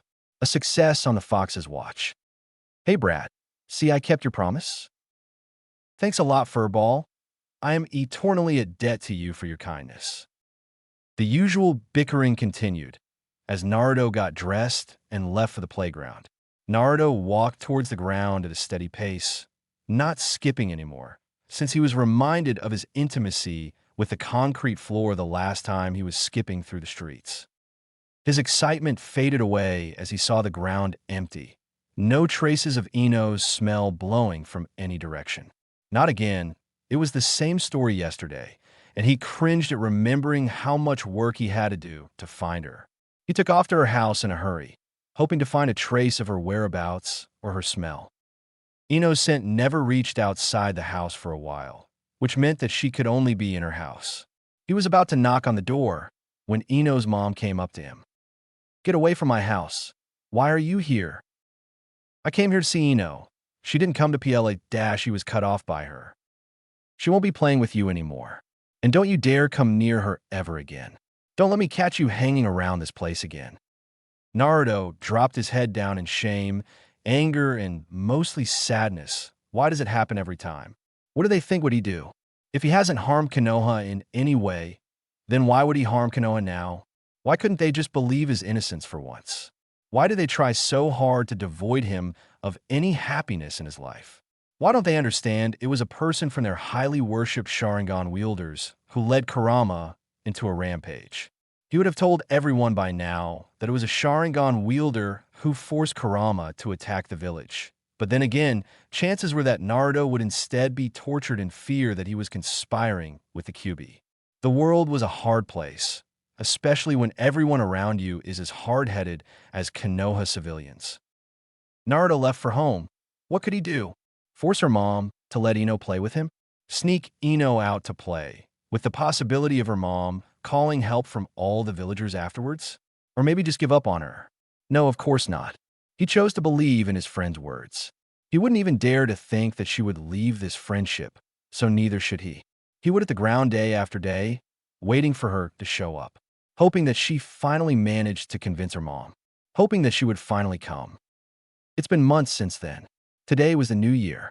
The academy was going to start the next day. All he had been training day and night to forget the loneliness over the past few months. His now elite Jounin level chakra level and high Chunin level skills meant nothing to him, since he didn't even get to meet his friend, to whom he could share the news of his achievement. Of course, he could share the news to the Hokage, who would be quite happy to receive the news. However, Naruto wasn't dumb. He knew the Hokage had already set two umbus after him at all times to keep an eye on him, the smell letting him know that they never took rest. So he didn't feel he had any need to tell the Hokage to receive a fake reaction of amazement at his achievement. But he knew one thing. Even if Ino didn't come to play, she would at least join the academy, considering she is the next heir of the Yamanaka clan. Even if she joins next year, Naruto will be waiting for her to keep her promise. He spent the day sitting on top of the Fourth Monument, looking at the moon, wishing Ino was there with him to look at the multicolored fireworks exploding in the sky.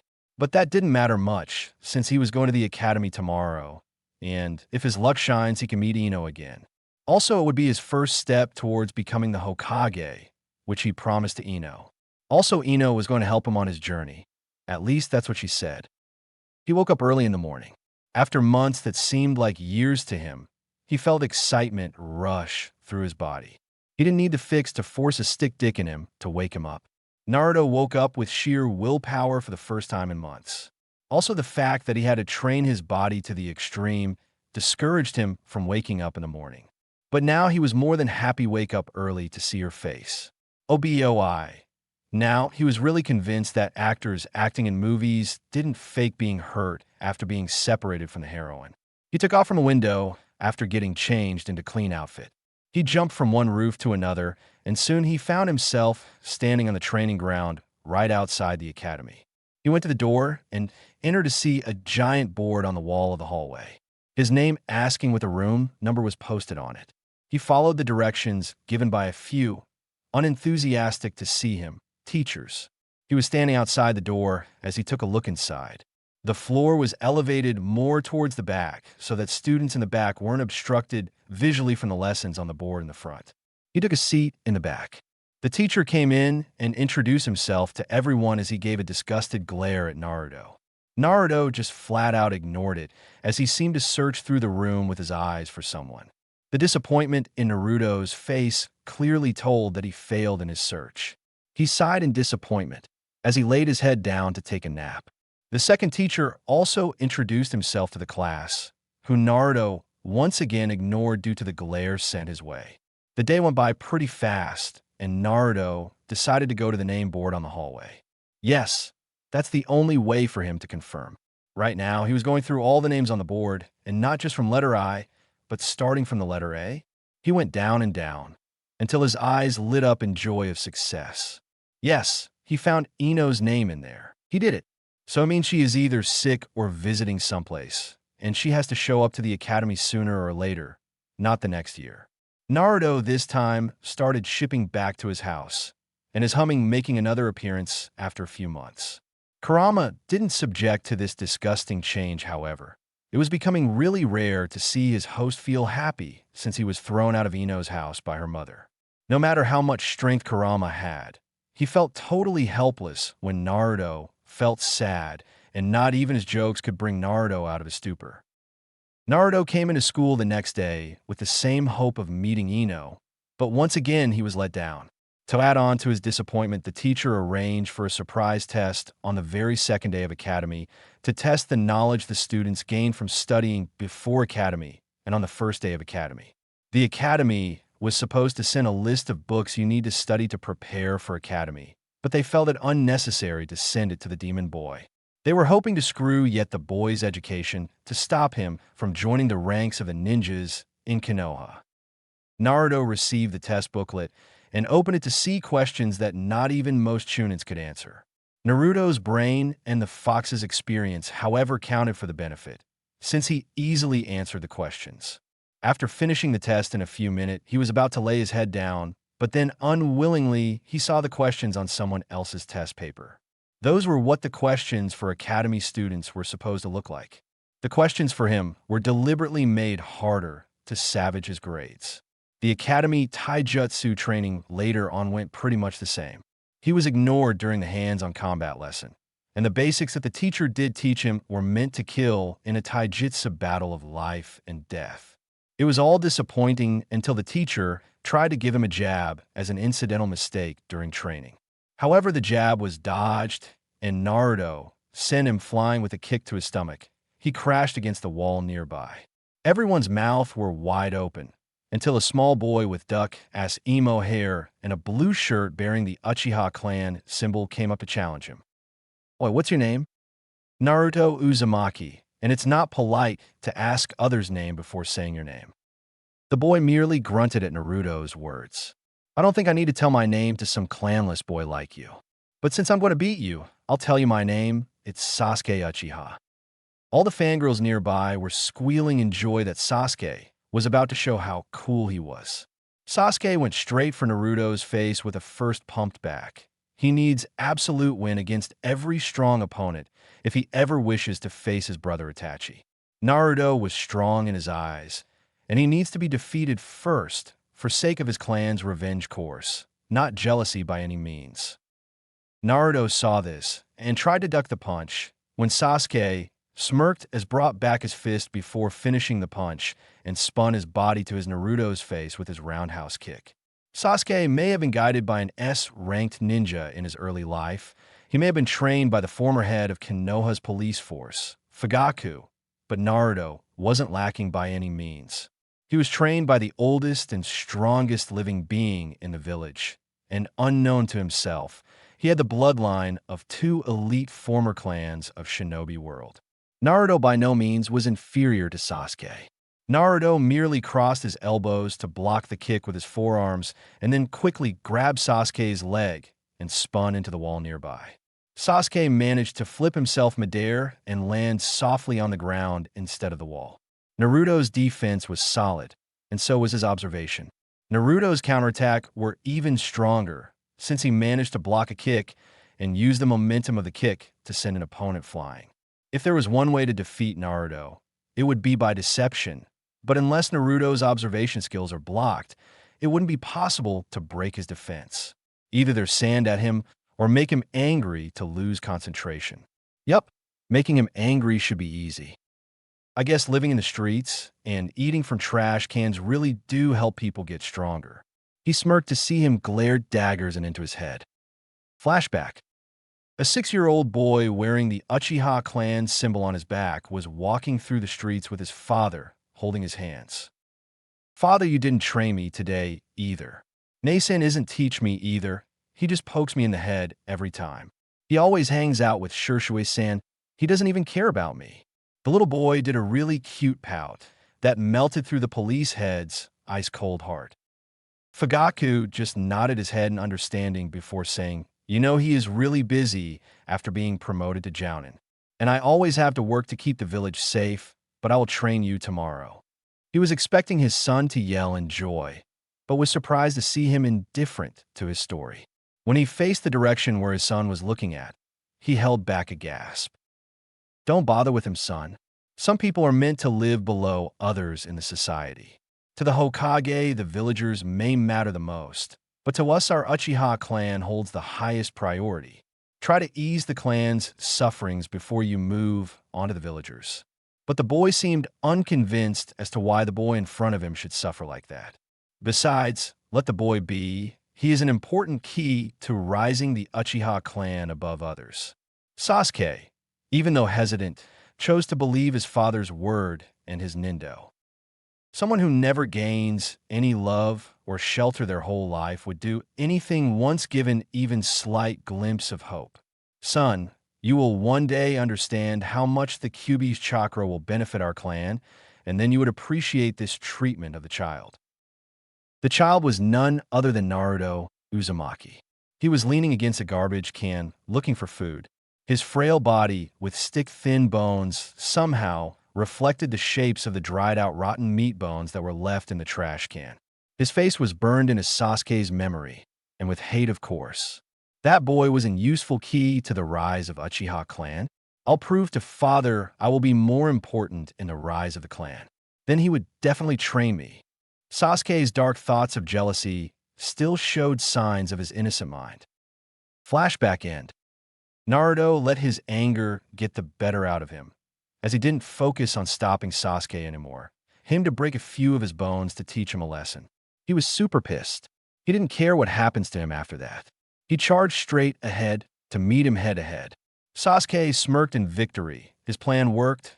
Naruto's concentration and logical thinking was thrown straight out, and now he was charging blindly. Now he could beat him up. He tried to dodge and block the flurry of punches that Naruto sent his way. He just needed to find an opening, but before he could find one, he found his face being pulled into a really strong punch, followed by a knee to his ribs, one of which ended broken. Then a roundhouse kick to his face got him to fly across the playground to the wall. All the fangirls were quiet and in shock. There's no way Sasuke-kun could be defeated so easily. Instead of encouraging Sasuke to win, that one outburst made him faint in pain, his clan's respect brought down by a mere street dweller. He would have his revenge, but for now he would have some rest. Yup, some rest from his public humiliation. When the teachers brought Sasuke to the hospital, no one cared to ask how Naruto was faring after Sasuke mentioned pretty traumatic personal events to him. Nope, they were too busy trying to take care of their Uchiha-sama's broken ribs. Their end reports to the civilian council and Hokage would always mysteriously change to highlight negatives of the blonde boy and improve Sasuke's social status. Apparently, Sasuke was unfairly beaten while trying to stop the blonde from harming the teacher. Naruto was now the one accused for cheating and also trying to harm fellow students and teachers. His standing in the civilian council was dominated by glares from villagers, complaining that the demon boy was growing too wild and that he was gaining too much courage. The Hokage, of course, flat out rejected their proposals to banish him from Konoha on such a small account.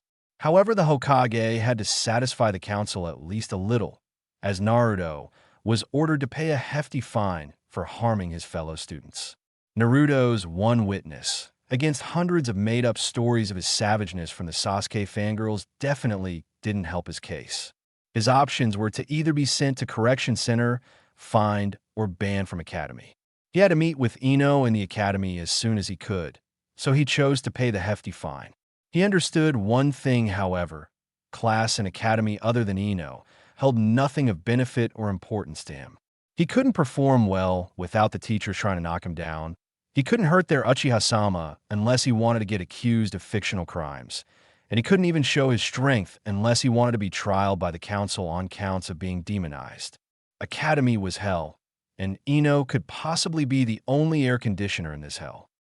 It's been a week already since Academy started. Naruto's boredom was going overboard.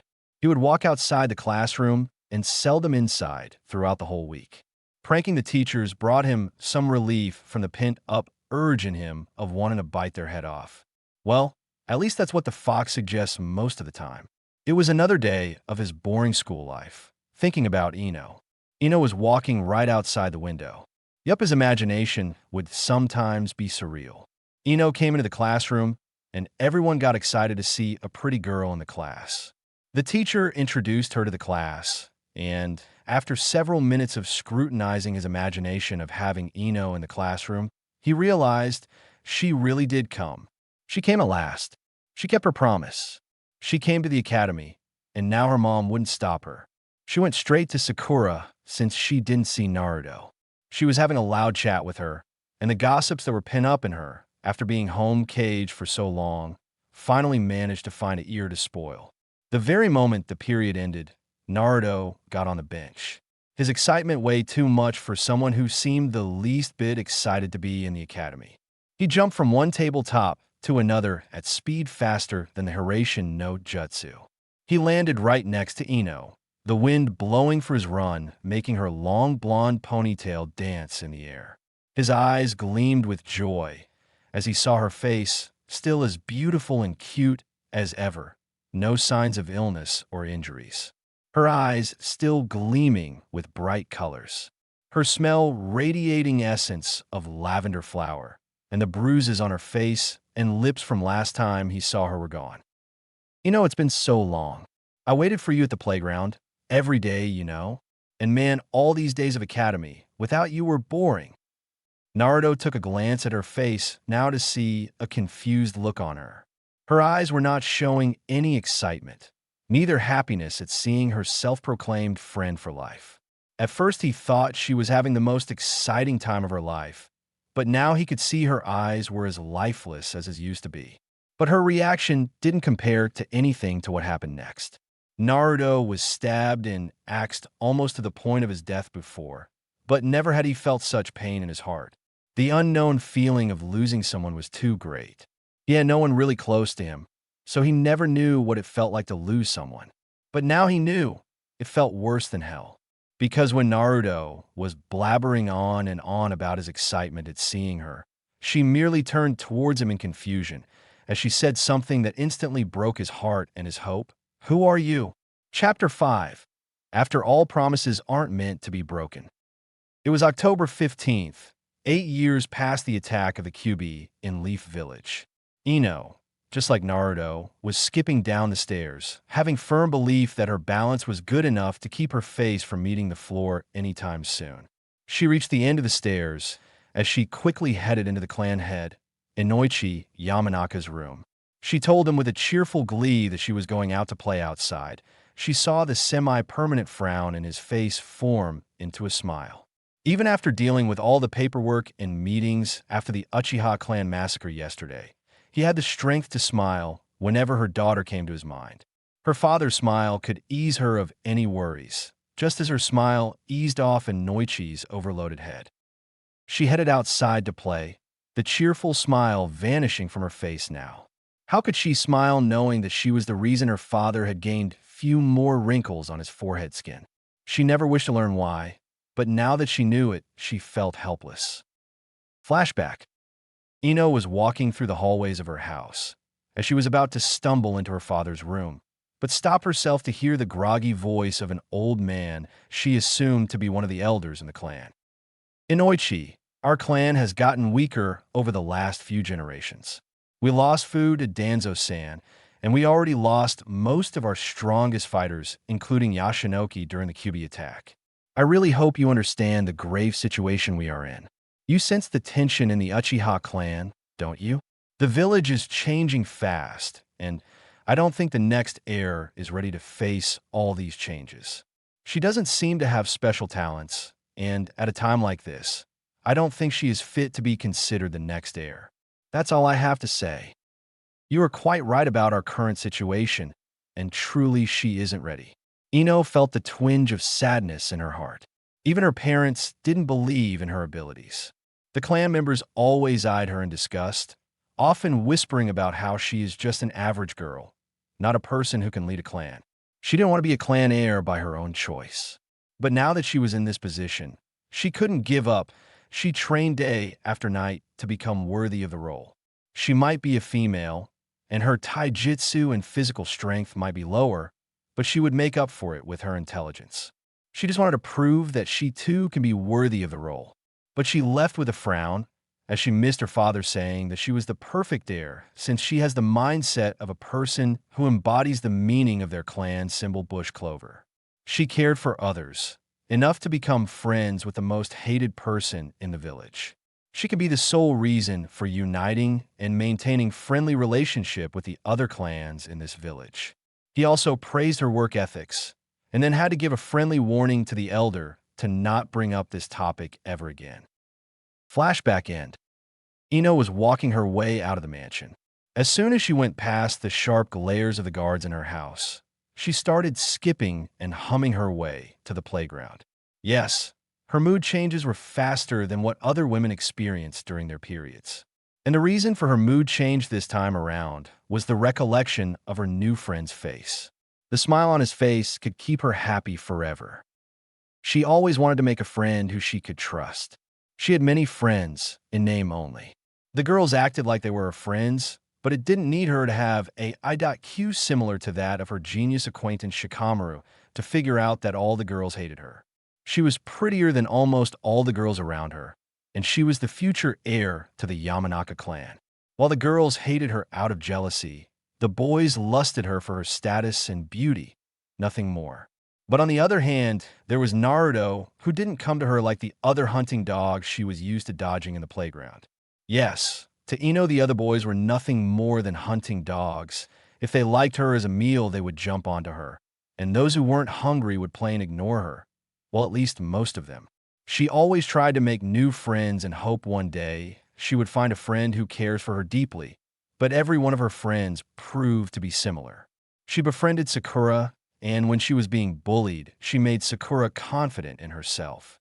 But Sakura liked her attention only, and once Ino wanted to play with Naruto, Sakura left her just like her other friends.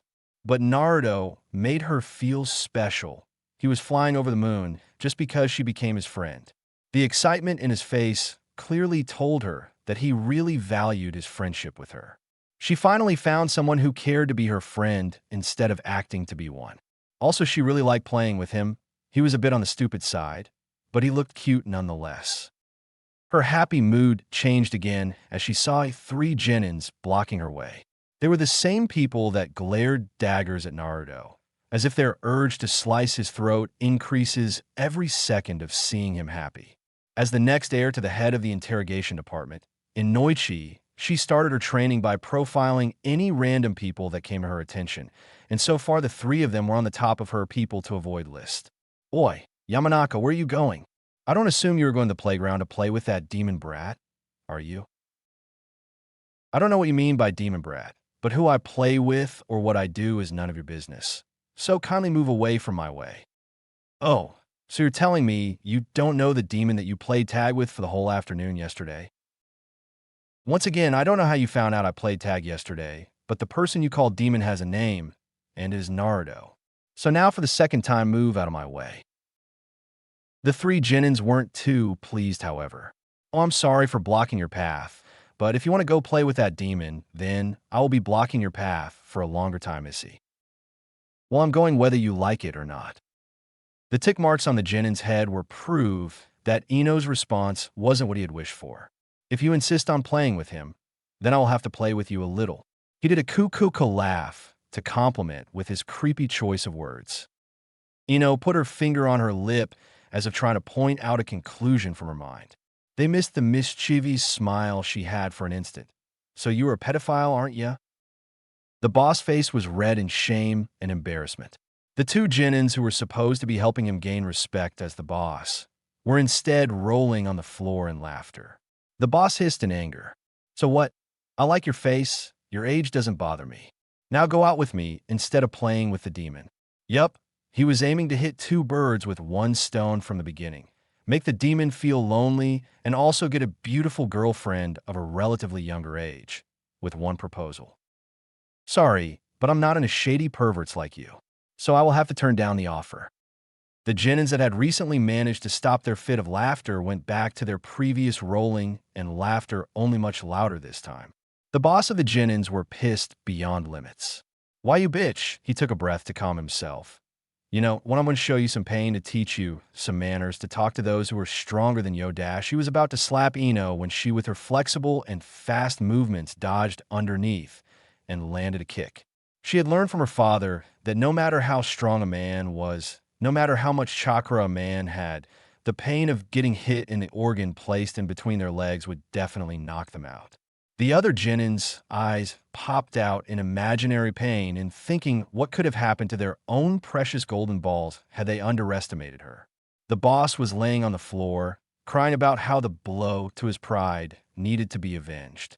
The genins looked up to see Ino's silhouette fading into the horizon. By the time they were done helping their boss stand up, they started running after her, and she just kept running toward the ground. The genins had more than 1 advantages. They had a larger number and had more experience in shortcuts in Konoha, and most importantly were really coordinated in teamwork. But their knowledge as genins also was crucial for this task. They found out that the Uchiha massacre took place yesterday, and today not too many people were expected to be spotted near the playground or the training ground. The ninjas would be busy too, so as long as they were not near Yamanaka compound, they were safe. The 3 split up. 2 of them split up to cover the road near the park's entrance, leaving the road right next to the park open. That road led to Training Ground 3. Since the genin chasing behind her blocked her way back home, she couldn't do anything but head towards Training Ground 3. She was desperately hoping someone would help her, even though she was ashamed to admit it. But sadly enough, there weren't many people surrounding the place. There's no way she could hold her own against 3 genins. Right now, she really wished she had trained with the gravity seals like she saw Naruto using while playing tag. At least she could have been a bit more stronger. Then she remembered Naruto was supposed to play with her today, and Naruto has a really sharp sense of smell. So if she delays them for long enough, Naruto might be able to find her. But then again, those three genins hated Naruto, as far as she understood, so he would probably get even injured if they find him. Maybe she could just delay them long enough to find some other shinobis in the village for help. But unknown to her, most of the shinobis in the village were attending the funeral of an entire clan, excluding the lone survivor. After running for a while in circles, she realized there were two openings from the training ground. She went through one, and the other opening was near the other opposite end. She began to run towards it, without having the knowledge that the other two genins met up at that opening. By the time she went to the opening, she saw the boss closing in, but the gate was really close, and she could even see two civilians near the gate. "Help! There are 3 thugs chasing me." The civilians faced her direction, and just when she approached them, they grabbed her hands, put them behind her back, and held it tightly. Ino was shocked as to why the civilians did it, until she heard a poof. Yes, Hinge, a basic academy jutsu required to pass the Genin exam, was what tricked Ino into getting caught. The next few minutes were spent the same way as before. The Genins kept telling her not to play with the demon, with a few slaps to knock sense in her mind, but her answer was always that she would play with whoever she wanted. Just by playing with him, she made him so happy. He had no other friends, so she was not going to leave him by any chance. She didn't want to be like Sakura and just leave her friend. "Oi, Yamanaka brat, I'm telling you we are not going to do anything else to you if you stop hanging out with the demon." A wise sage once said, "Thou mustn't taunt thine enemies when thou haven't the strength to screw him up." Only if she had known about his quote, she might have been spared from making a horrible mistake. But she wasn't one who really enjoyed to keep opinions to herself. How could you be the queen of gossip if you keep your thoughts to yourself? The defiant look in her eyes made him furious as she said, "Screw you and your tiny brains." I don't think he did anything to be called a demon. His twitching eyebrows were a sign that he definitely didn't appreciate her rebellious nature and cheeky insult. "All right, I've had enough. You know how much I would like to have fun with you and teach you some manners." Her eyes opened wide as she saw his hand reach for her body, not with the intention to harm. No, she would have been far happier if he was simply trying to slap her right now, because what horrified her was the glint of lust in the boss's eyes. It was disgusting and something she hated the most. But her eyes went even wider to see Naruto closing in, the look of pure hatred in his eyes. His eyes could easily bore holes through the Genin's head. She was about to call out to Naruto to tell him to leave, but she couldn't as she saw the air all around get thicker. Wind stopped blowing across the landscape, and she could see a darkened aura around the boy which she blew off as imagination. Suddenly, the 3 Genins dropped down on their knees. She watched in amazement as Naruto punched and kicked and knocked the crap out of them. She watched in horror as Naruto took a kunai hit and fell down for her sake, and then she felt the joy of overwhelming victory when Naruto, with a badass line, broke the Genin's elbow for hurting Ino. Naruto mentioned a lot of jokes about movies in the few days that he played with her, but she played them off as childish obsession. But now she was sure if her life was a movie, Naruto would definitely be the hero. Oh, how much she could gossip about it to everyone. She could have hours worth of gossip material solely based on how heroic Naruto was. But then her heart melted like a pudding when Naruto gave her the bush clovers and told her why. He meant every word he said, and it was clear from his eyes, since her parents' special talents in interrogation helps her out a lot in detecting any lies. He didn't lie when he said he was happy he was friends with her. He didn't lie when he said that she made him the happiest. He didn't lie when he said that her kindness was what he admired the most.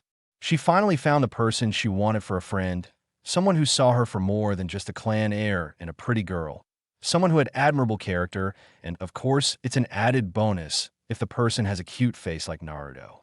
His dream of being Hokage didn't seem like a joke to her, considering how much he trained by himself, even during playing. And she wasn't joking either when she said that she would help him out by being the strongest kunoichi in the village. She couldn't have been happier that she asked Naruto to be her friend. And she couldn't have been more honest when she promised that she would make this friendship last forever. And now, just a few months after their last encounter, she was face to face with the same boy again in the academy. "Who are you?" That was all that Ino responded to Naruto's constant barrage of questions, demanding why she didn't come to academy yet. Naruto stood there without any more words, his eyes not blinking, empty pupils and no consciousness of what was happening in the world outside. He forced himself to stand upright, to not give in to the urge of just lying down and screaming his lungs out, but even a mere blow of wind could make him topple over at this moment. Is this what he waited all these months for? Just to hear her forget him? Just to hear his only friend not even remembering the promise to forever be friends? Did that promise really mean that little that she would forget it? A promise that gave him hope now was nothing but a mere memory of betrayal. But the future Hokage can't cry. Maybe she just forgot a little bit. Maybe she wouldn't remember something from that long ago. So he just needed to help her remember a little. She was still the same person, so no need to worry. He thought up his next few actions. He would stand up and laugh it off as a joke and tell her if she remembers playing during summer. If she doesn't, then it just means she forgot about the whole time. Ino saw the look of hurt all across his face. She couldn't understand the reason why he felt such sadness, but she for some reason felt the same pain in her heart. The longer she looked at the boy's lifeless face, the more her heart felt empty. She couldn't understand why, but she knew what to do. She needed a distraction. Naruto shook his head to come out from his statue pose and was about to say his designated line to laugh it off as a joke, but then he saw the audience missing. He moved his head around in a 360-degree to find her next to the bench in the front. He didn't need to go close to her to see that she was talking, and his super-sensitive ears definitely eliminated any needs to get near her to eavesdrop on the conversation. "Sasuke-kun, would you like to come to my house today? I haven't seen you since last summer, and I'm pretty sure my mom would like you to be there too. Why was everything like this all the time? Why did that Sasuke get to have everything that he didn't? Why did he get to get everyone's respect, admiration, and love when he only got hate and suffering? He should have been viewed as a hero for saving the village. But the only villager that viewed him as a hero didn't even remember him, but she did remember Sasuke. He covered his ears. How could he listen to Ino's sweet talk with Sasuke about how the time she spent with him during summer was greatest in her memory? He didn't care how many people saw him crying. It didn't matter what others thought of him. He just wanted to cry his lungs out. He just wanted to get rid of all the sadness he kept trapped in him with chains of hope built by Ino's memories. His sanctuary was always the top of Yandame's head. At first, it was his admiration that made him want to be like the fourth, but now it was nothing more than hate that made him sit on his head. He would surpass him and show him that burdens aren't meant to be simply put on others without reason. He would never let his loved ones suffer. But now the problem was finding who he had left. The third was always there for him. Old Man Tucci and Ayam made food for him to cheer him up, besides that he didn't know anyone else who remotely cared for him. He always valued the third's teachings. A Hokage is a person who can give up his life for the village. But how can he even do that for a village that wants his existence to disappear? How long could he keep doing pranks to gain attention? How long would he have to wait to be acknowledged like that Uchiha? At the direction that everything was heading, it wouldn't be long before his existence becomes a blank memory to the village. He had been constantly crying and screaming out loud for a long while. The Kyuubi didn't even stand a chance to console him. He just couldn't find how to do it. One thing he learned after being sealed in Naruto was that Kyuubi's chakra was the most powerful in existence, but he had no control over human emotions other than enraging them. He couldn't do a single thing to make Naruto happy when he was crying by himself. Naruto bottled up all his pain in a corner of his heart throughout the years. Not once had he shown his tears that built up every time he saw someone living a normal life.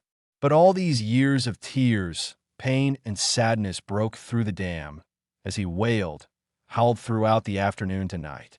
Even the third Hokage didn't have any way to make him feel better, since he had been merely standing behind the boy for the last few minutes, watching the boy cry his eyes dry. The Umbus and all the high-ranked ninjas felt it through the village. The unstable fluctuations of the most feared chakra in Konoha, the Kyuubi's chakra. The Hokage being bound by his job, and also his sense of responsibility to his surrogate grandson, sealed off the area around the fort's monument, and stood there in hopes to ease the boy's suffering. After minutes, which to the Hokage seemed like painful hours, the boy's howls grew into inaudible sobs. The Hokage walked a few steps closer to him, finally receiving a reaction from Naruto regarding his presence.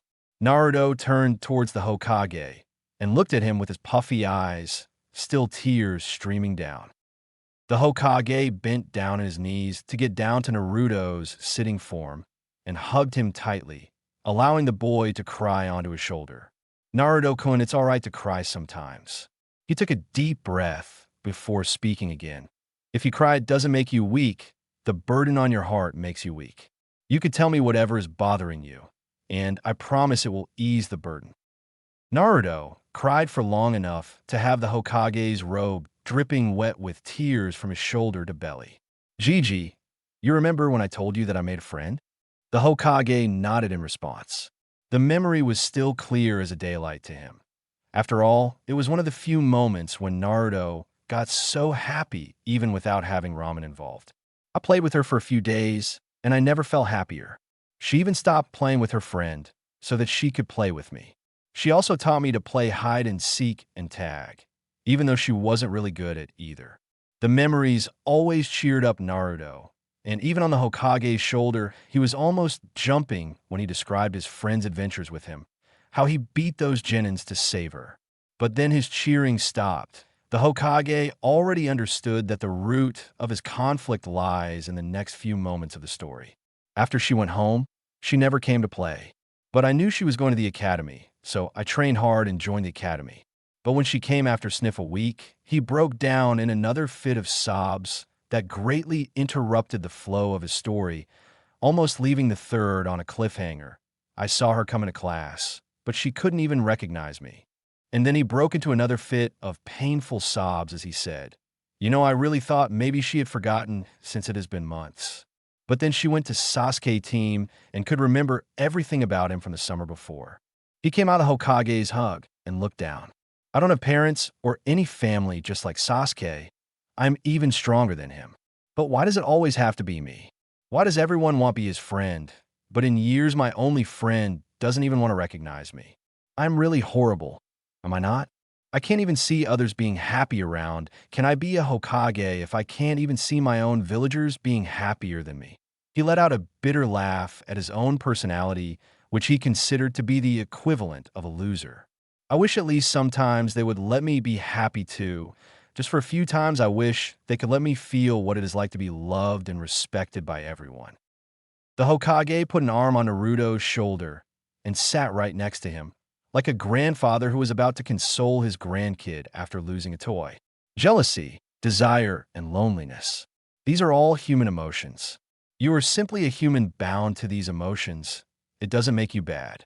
And I really feel pity for all those villagers who have less maturity than child.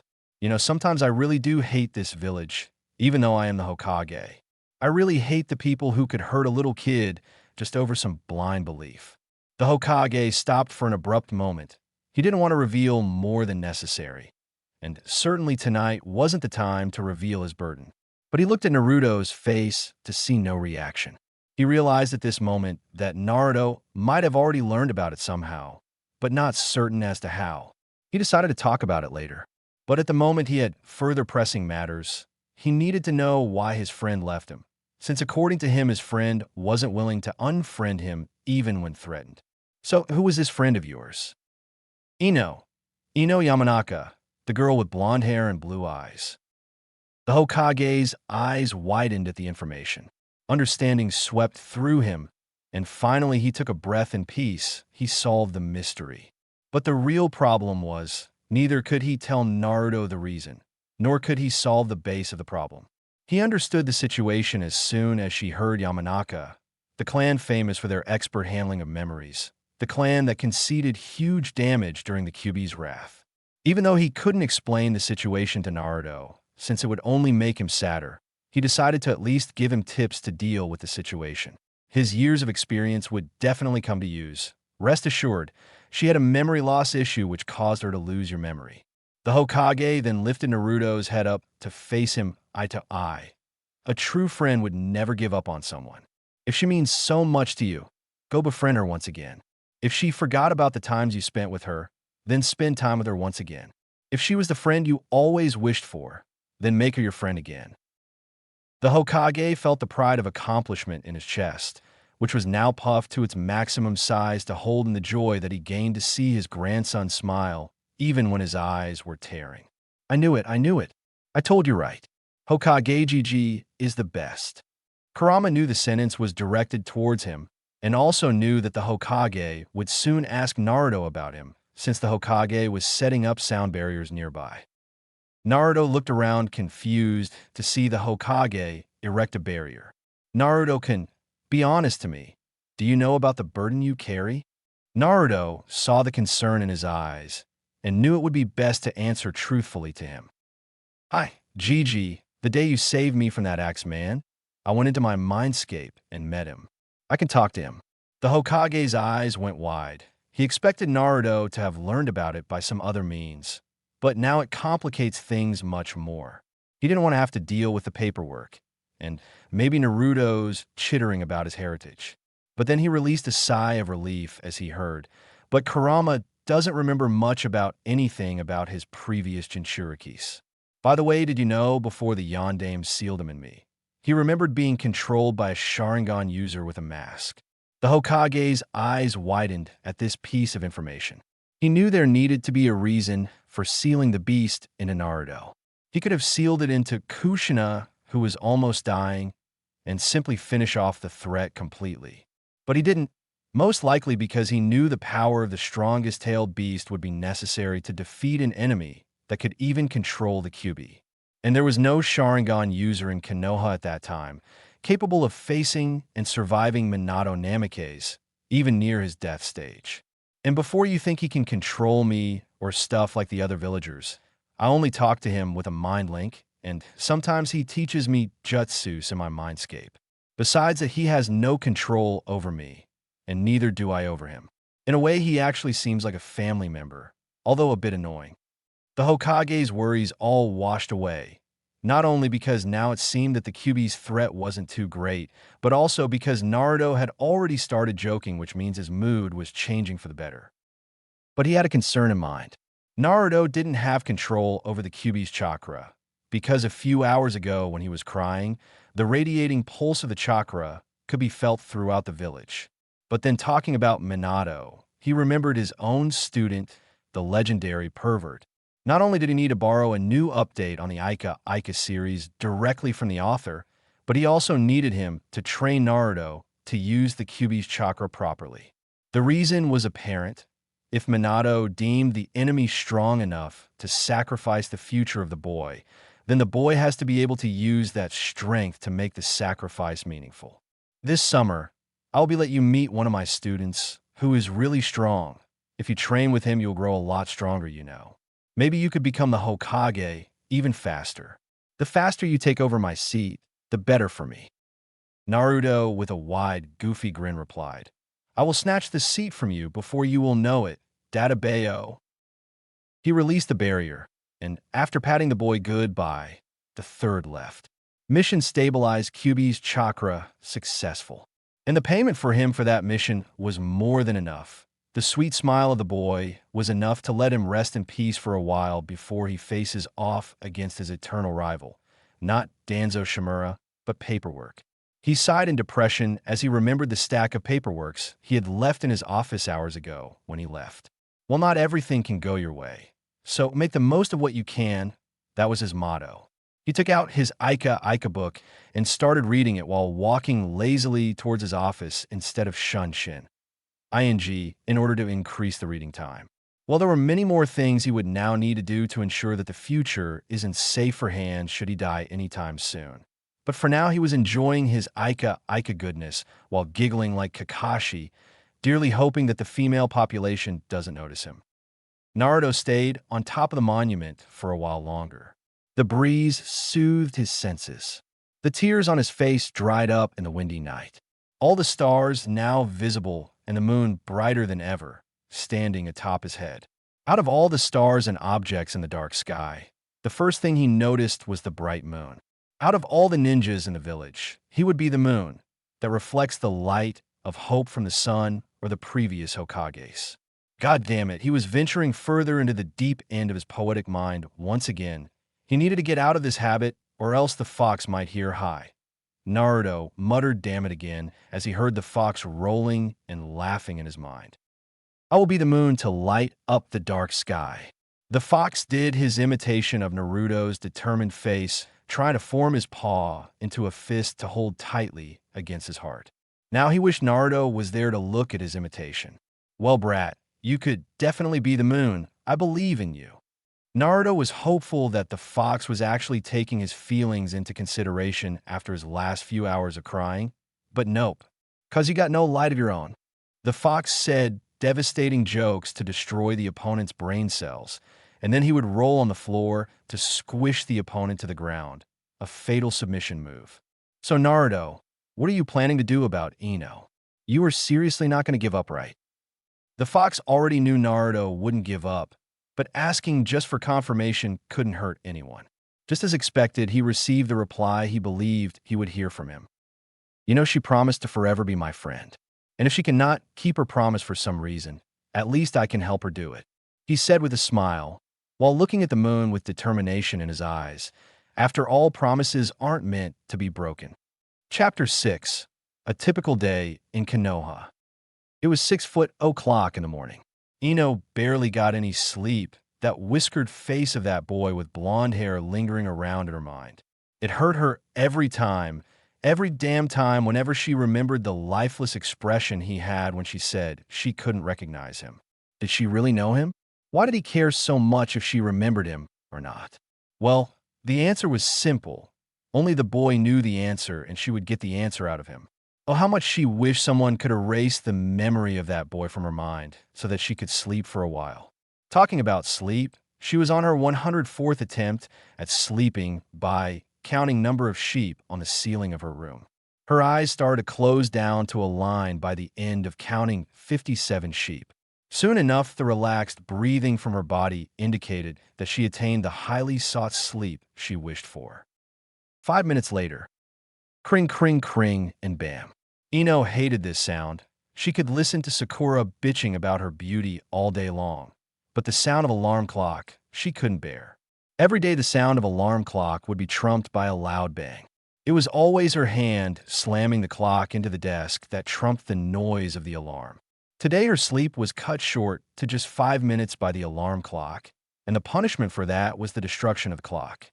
The gears were circling around the desk, and the clock still kept ticking, but at least the alarm stopped.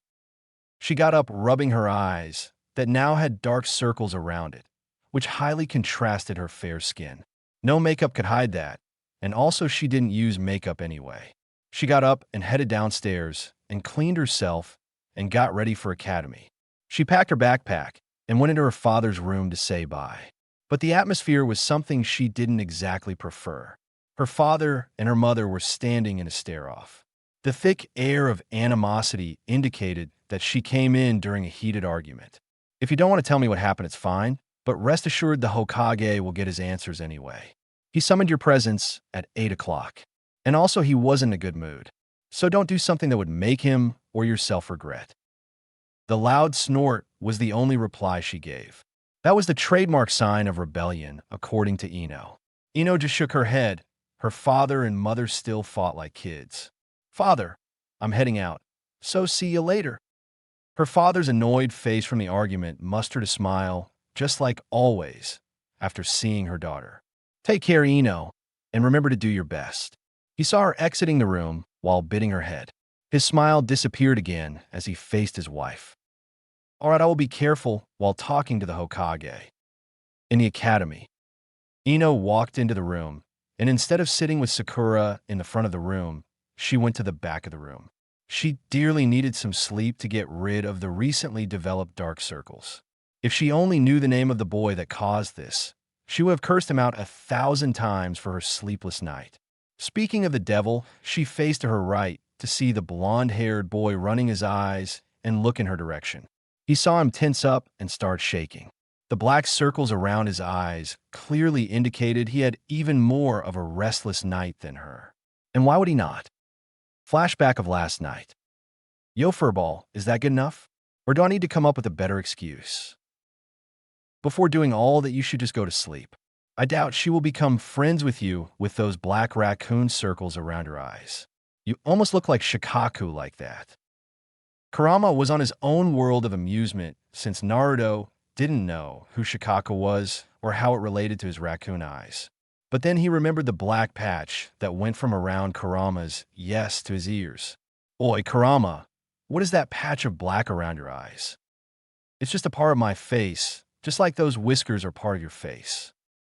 I bet that black patch around your eyes is the reason you have no friends.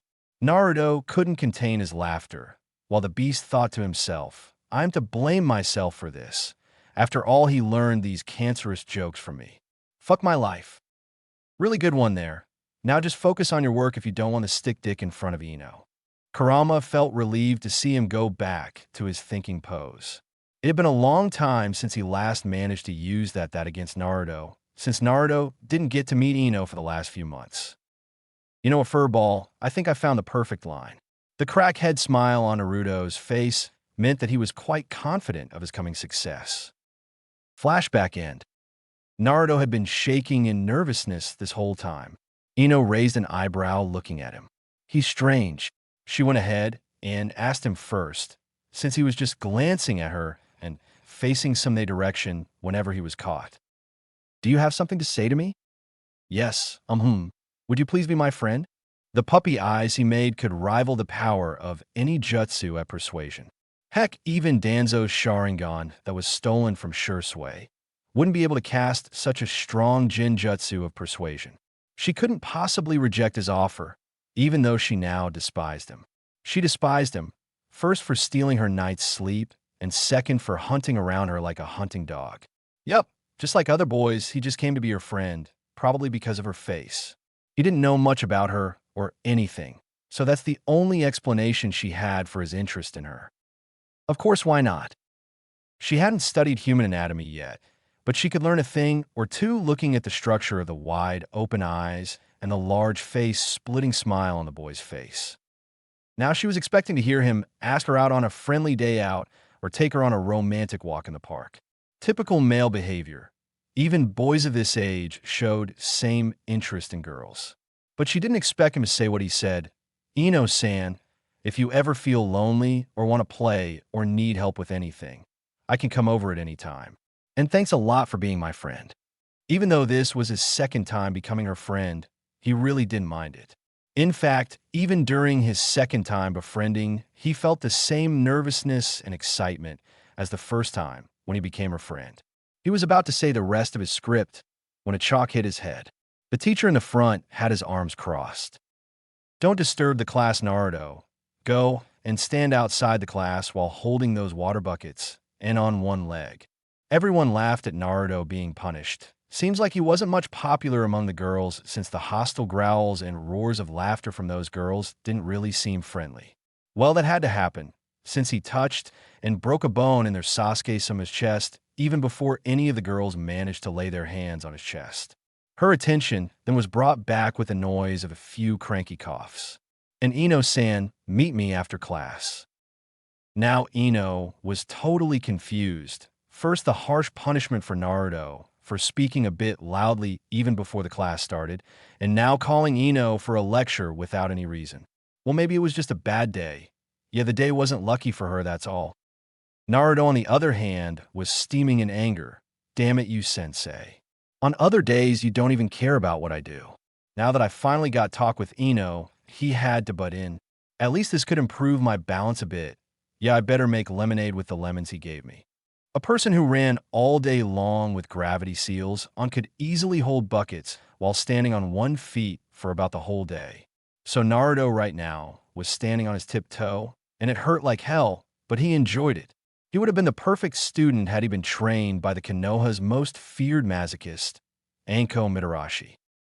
The rest of the periods went by without a hitch. Naruto just stood there outside the room with the buckets filled with still water through the whole day.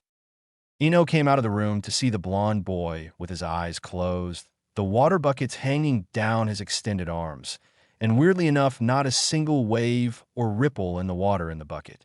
Well, now isn't the time to be impressed. She was detained for a long lecture because of his outbreak, and she didn't even know his name. She brought her face right in front of the boy's face. He was too concentrated on maintaining the chakra input into the water buckets to notice the smell of Ino approaching near his face. He almost jumped onto the ceiling when he heard a hey right in front of his face, and on top of that, it was Ino. The bucket moved back and forth, but no matter how much the buckets rocked, not a drop of water spilled. "How are you doing that?" After settling down for a few seconds, he answered, "You had me scared out of my life right there. And this, I am just using chakra to hold the water's shape inside the buckets."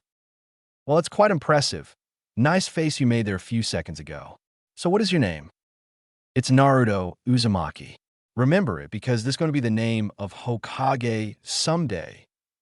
He did the Usain Bolt pose. He was definitely putting his all into creating an image for a confident Hokage in the future. But he apparently forgot about the two buckets he threw up to the air to do his victory pose.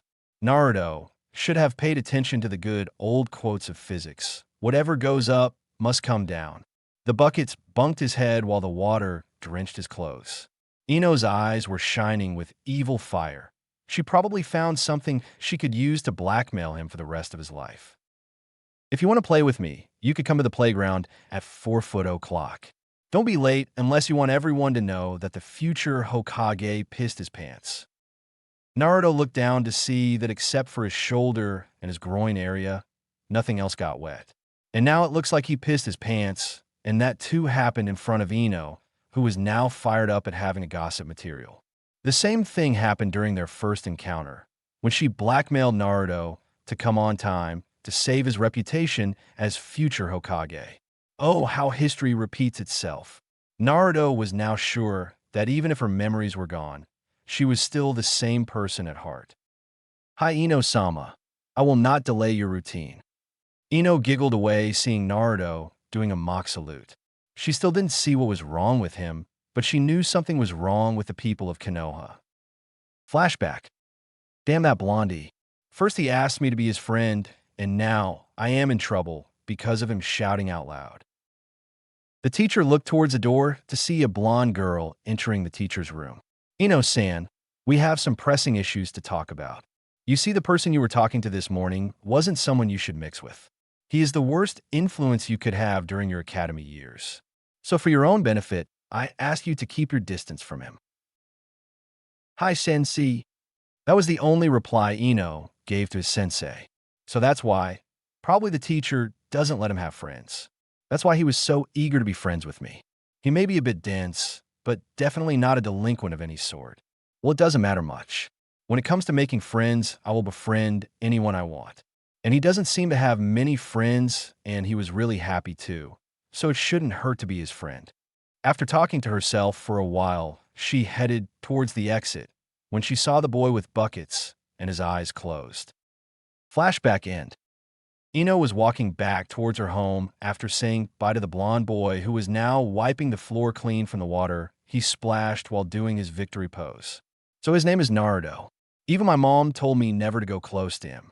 He doesn't seem like a person that even the adults would tell you to ignore. Whatever, at least I get to play with a cute boy after a long time."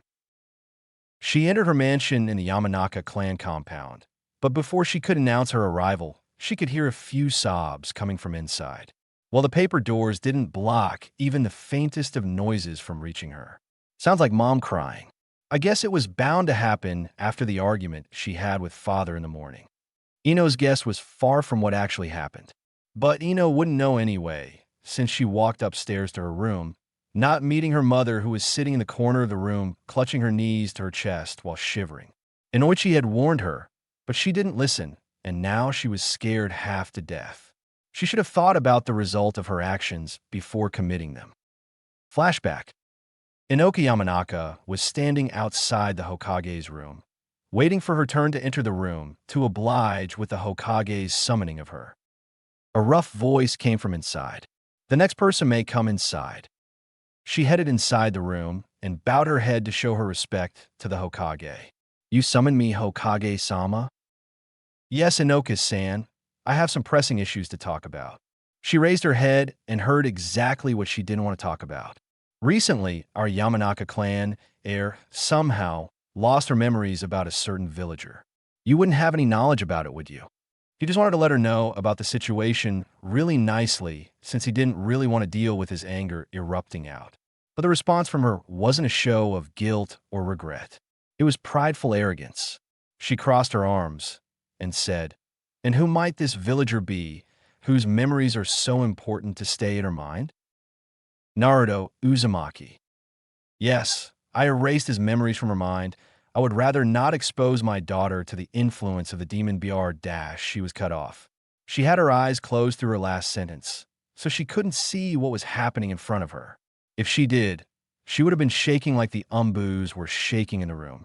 In front of her stood the Hokage with his arms on the table, trembling in anger and in an attempt to stop himself from slitting the throat of one of his villagers. His eyes were facing down, not letting the killer's stare scare his visitor.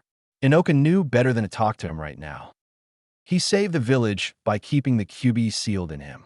He lived without his parents, grew up with his own strength. Never for once did he harm any villagers physically. The Yandame's last wish was to consider him a hero. But is this how you repay him? "But the QB killed so many of our villagers. Shouldn't the QB pay for that? What if he grows up to do the same?" Her knees were shaking, and she couldn't even think straight, so she said whatever came to her mind. And it definitely wasn't what the Hokage would have wanted to hear. The umbus nearby slapped their forehead in frustration. They had a lot of cleanup to do. They were just hoping they don't have to carry a dead body to the morgue. They tightly clasped onto their nearest objects to stand straight during the upcoming shock. A fraction of a second later, the desk under the Hokage's hands shattered into a million pieces without any effort. Even though he is not the QB, he had to pay the price of the QB's wrath. He had to pay with everything he has in his life. His family, his belongings, his shelters.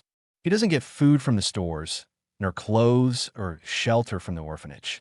He doesn't get paid to keep the QB from attacking the village. He gets attacked and almost killed by the villagers he is protecting. He doesn't get the respect that the martyrs of the QB attack does. Did he lose any less than those dead shinobis? The future of the village rests upon his shoulders, and you want him to pay for something he isn't even responsible for? By now, Inoka was on the floor on her knees, too scared to look up. The Hokage calmed down a little bit, but his anger wasn't gone. How would you feel if Ino-chan received poison cakes for birthday? How would you feel if she gets stabbed, punched, axed, cursed, beaten, spat at, and almost killed on her birthday? How would you feel if she had to eat food from the trash can and live on the streets? How would you feel if she had to wake up every day thinking of how to survive? How would you feel if your daughter cried herself to sleep every night because of people that she was saving every day? The Hokage looked at her face and knew that she had no answer. You know, that boy took beatings, poison, stabbing, insults, hatred, and never for once he hurt a soul in this village. Never for once did he try to hurt the ones that tried to kill him. One time when he was about to die, I saved him. And you know what he said to me? He asked me why I couldn't just let him die and why I couldn't let his sufferings end. For suicide attempts, and he is not even 9 years old. Every single word contained the venom in his heart. The words that he wished Naruto should have said instead of accepting every bad fate. He was crying. He had to live protecting a village that wouldn't even let his grandson smile for one. To hear a boy of his age plead for death, do you know how it feels? He tells me every day that one day he's going to be the Hokage and everyone would love and respect him. And you call him a demon? Every time he would get stabbed by someone, he would hide his injuries so I wouldn't do anything to those who hurt him. He wouldn't shed a tear so that I don't have to think of him as weak. He would put on a smile through all his pain so that I do not worry about him. And I saw him smile with happiness for once. That was when he became acquainted with your daughter. And you want to take away that smile from him too? The Hokage slowly sat down in his chair, mentally exhausted but somehow content at being able to release all the pent-up anger in his heart in one breath.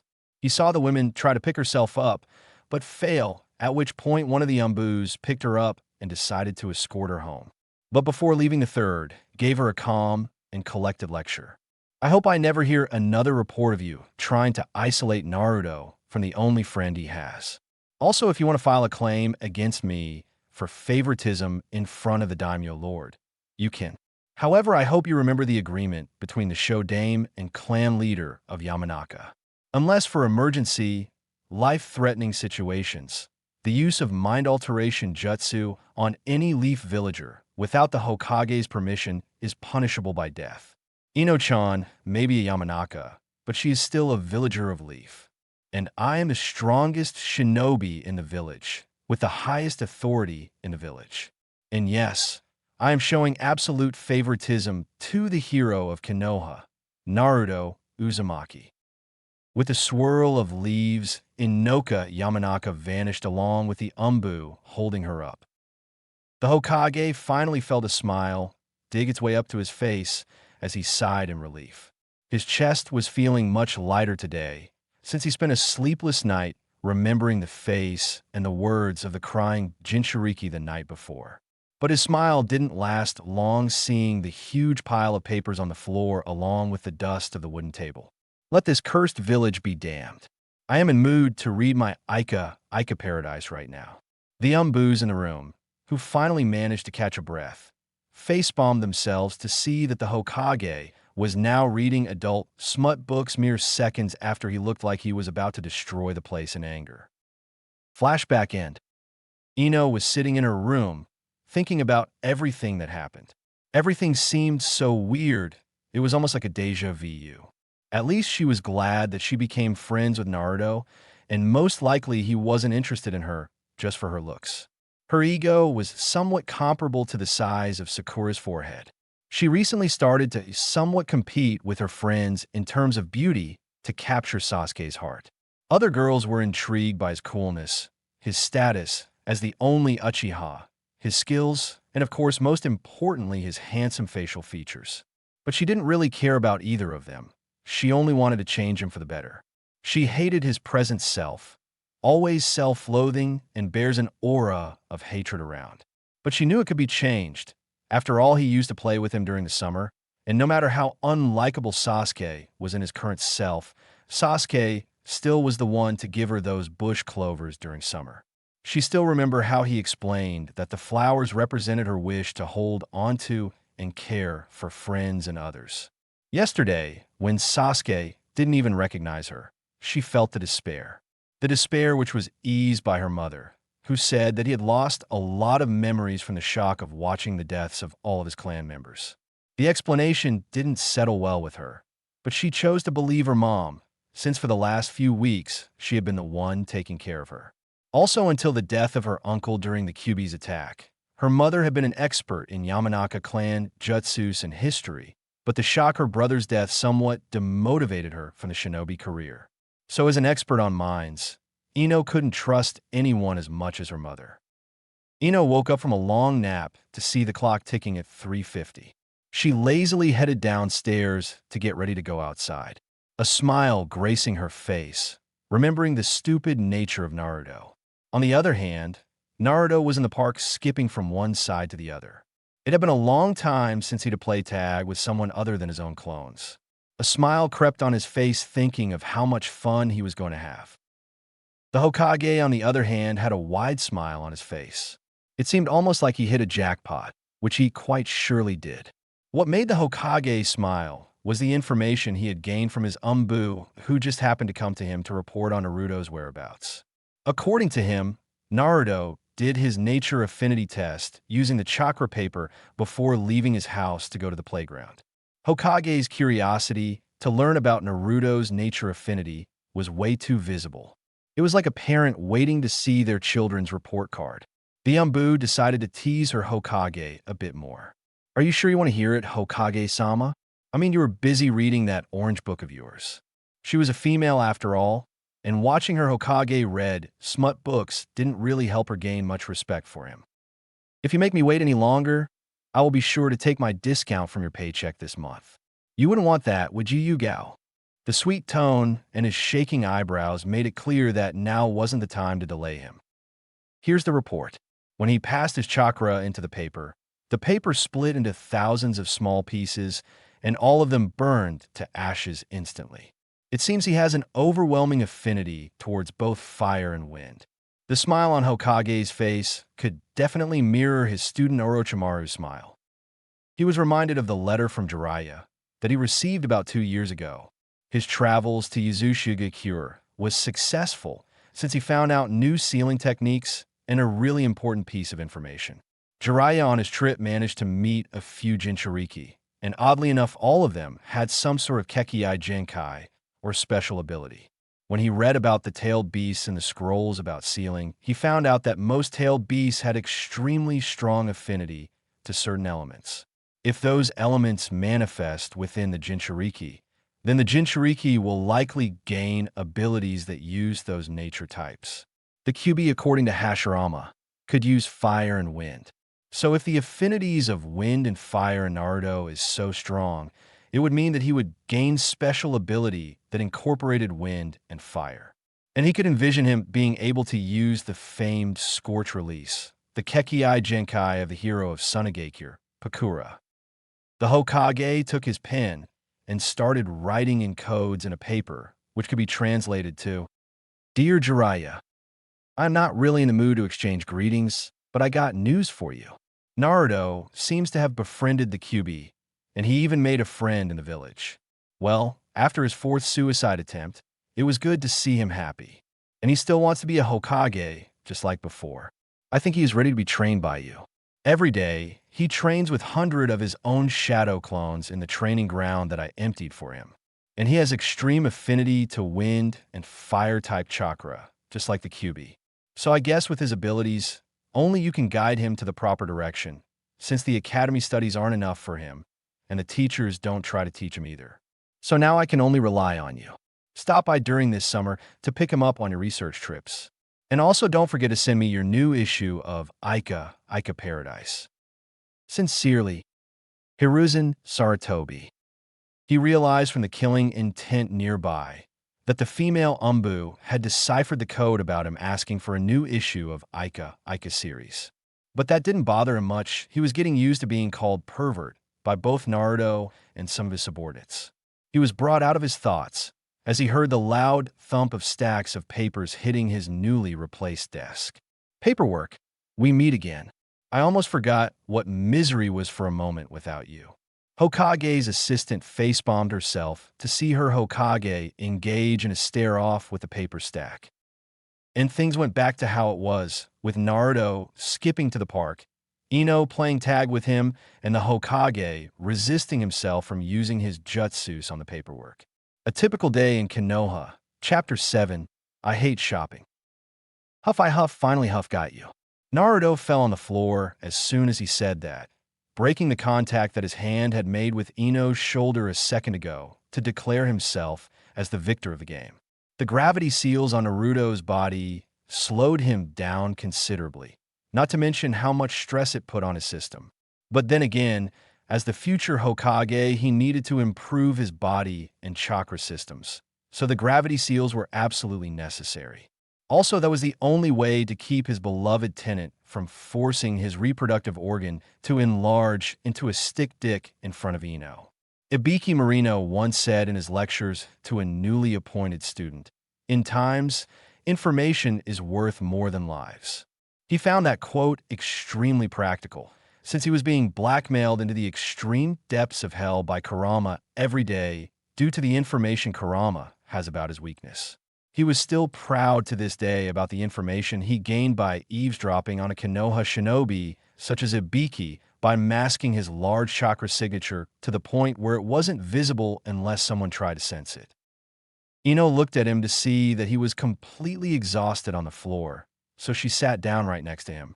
"So the future Hokage is already tired?" Then she saw the tattoos on his hands and gasped. They were gravity seals.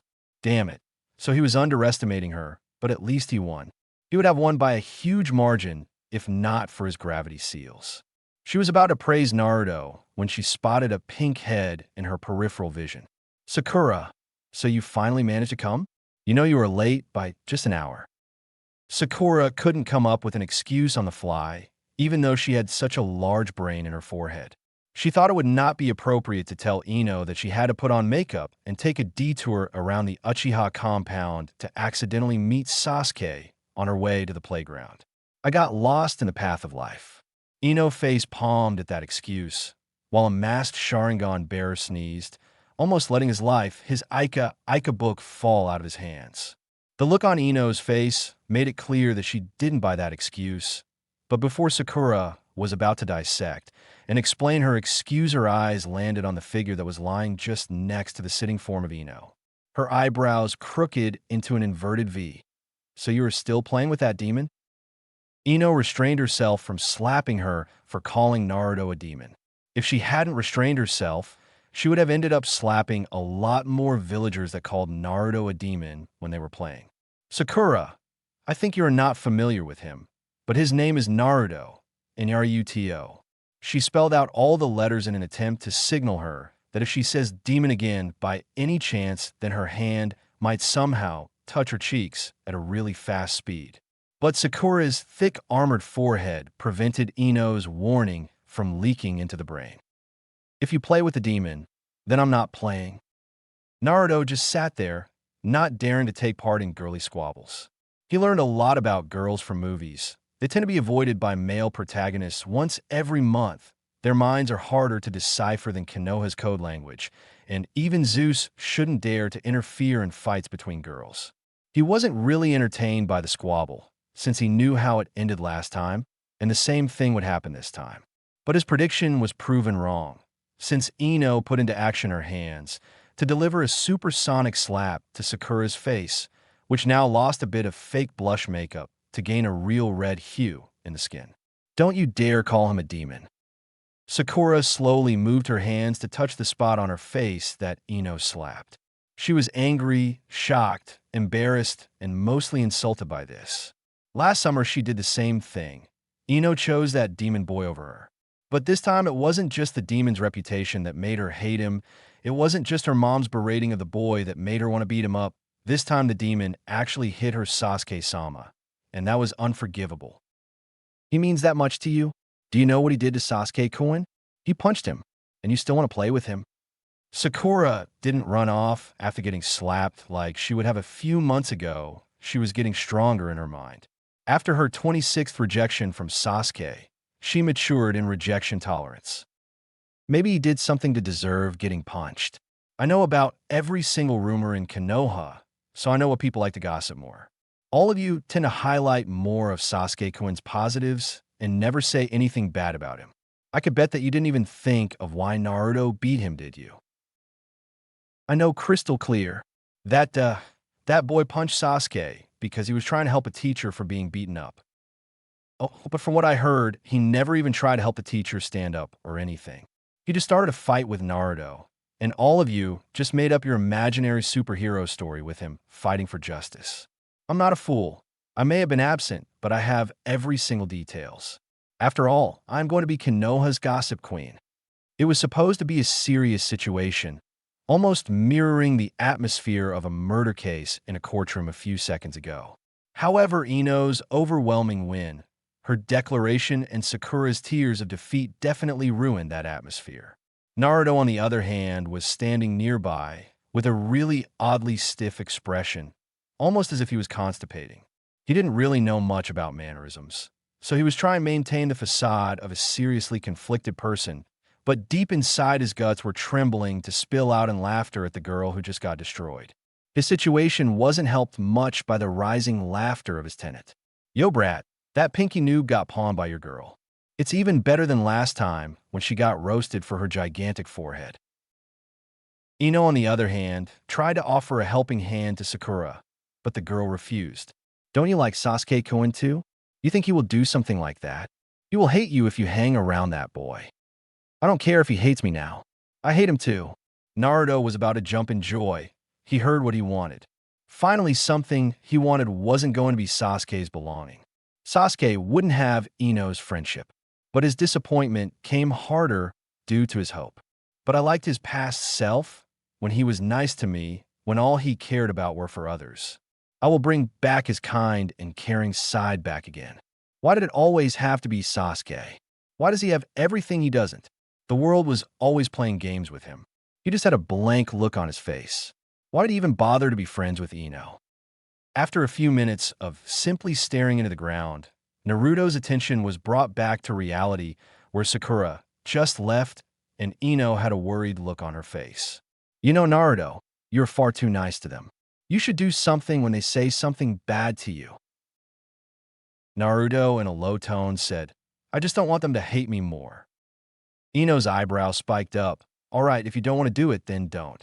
Naruto's shoulder slumped further. I will do it for you. If anyone ever calls you something bad without any reason, I will spread rumors about them, after which they cannot even show their faces in the village. I will not forgive anyone after they badmouth my future Hokage. The smile on Naruto's face assured her of her success. She exchanged her goodbyes and went towards her home, not before telling him to come back tomorrow at the same time to play. Naruto watched her figure fade into the alley formed between the adjacent buildings in front of the gate. The smile definitely wasn't a fake that graced his face this time. He found the answer to his question as to why he always wanted to be around Ino. When Ino said that she will take on anyone that badmouths him, he felt so happy, so warm inside his heart. The way she called him her future Hokage made him feel confident about himself. Maybe this is what having a family felt like. Having someone who would stand up for you, someone to defend you, someone to praise you, someone to believe in your dream. She reminded him of the third and how he cared for Naruto. The few good memories he has right now mostly involved Ino's contribution in his life. He wanted these few happy memories to become many in the future. This was the reason why he kept coming back to Ino. Ino, I don't know what you like about that Sasuke, but I will definitely show you that I am better than him. He said to no one in particular as he looked at the orange sunset, which he saved to his memory as a reminder of his declaration that he would definitely follow through. Thus started his attraction to horrendous choice of clothing, all bearing the color orange. Furball, let's go out and buy some clothes. The nine-tailed beast was pretty sure that his host wouldn't be kind enough to choose any respectable clothing for himself. But as long as it was orange, he didn't mind, since his own fur was a dark reddish shade of orange. And also it would fit perfectly in his training routine. He was conflicted whether the benefits were worth the shame. But he consoled himself by quoting something from an anime he saw through the visual link with Naruto. To obtain, something of equal value must be lost. That is alchemy's first law of equivalent exchange. The store was crowded with people, and it was way too easy for the shopkeeper to lose track of a 4-foot runt pacing through the alleys in the store, especially when none of the people around him would bother to acknowledge his existence. Naruto made it to the shinobi section to look for clothing. All of them were being sold at a reasonable price, but he knew he would have to pay 5 to 6 times as much. The Hokage's warnings were mostly ignored by the shopkeepers, and Naruto's pleadings forced the Umbus not to report to the Hokage any minor hostilities of the villagers towards Naruto. He was going through a few sets of clothes, and his eyes finally landed on something. The fox was praying to the Sage of Six Paths to unseal him from the Jinchuriki before he chooses that disaster of clothing. An all-orange jumpsuit with streaks of blue border that complemented his pupil's color. Severe trauma was brought upon the fox, witnessing the abomination that his host set his eyes upon. Just as the fox feared, Naruto picked up the orange jumpsuit, and to the fox's dismay, Naruto found 2 identical copies. He picked them up and headed towards the counter. The price should have been 500 Ryo in total. Now he only had to see what multiplican the store owners would factor into his final bill. Get out of my store, you filthy brat. How many times do I have to tell you not to come to my store? The crooked eyebrows, bald head, thick lips, and a small dot for a pupil. Everything made the shopkeeper look like the generic villain in a manga. And, as usual, Naruto was thrown out of the store by the villain. Naruto sat on the floor, his eyes shaped like 2 lines, and a bead of sweat sliding down his cheek to indicate that his brain was doing some heavy workout. Damn it, Furball, not this shit again. Just tell the Hokage about what he did and watch him get beaten up, you dumbass. That's the only reason I am not doing it. They already hate me, and if they get beaten up because of me, they will hate me even more than before. The fox was quite impressed, He didn't think of that before. He thought Naruto wasn't telling the Hokage, thinking about being a burden to the Hokage. But instead, Naruto was trying to find a solution to pluck the root of the hatred, instead of countering what the hatred manifested through the villagers. So what are you going to do now? Get kicked out again? I bet that will make them love you. I guess that makes sense. I will just get kicked around if I try to go in. Damn it. If only they didn't know my face, I could have gotten anything. As soon as he finished saying that, his eyes went wide, and if he could have seen Kurama, he would have known that the fox had the same realization. They shouted out loud in unison, Hinge no Jutsu. Transformation Jutsu. 2 hours later, Naruto was looking at the moon through his room's window. He was sitting down with a few leaves in his possession. He was holding a meditation pose, but what he doing was nowhere close to meditation.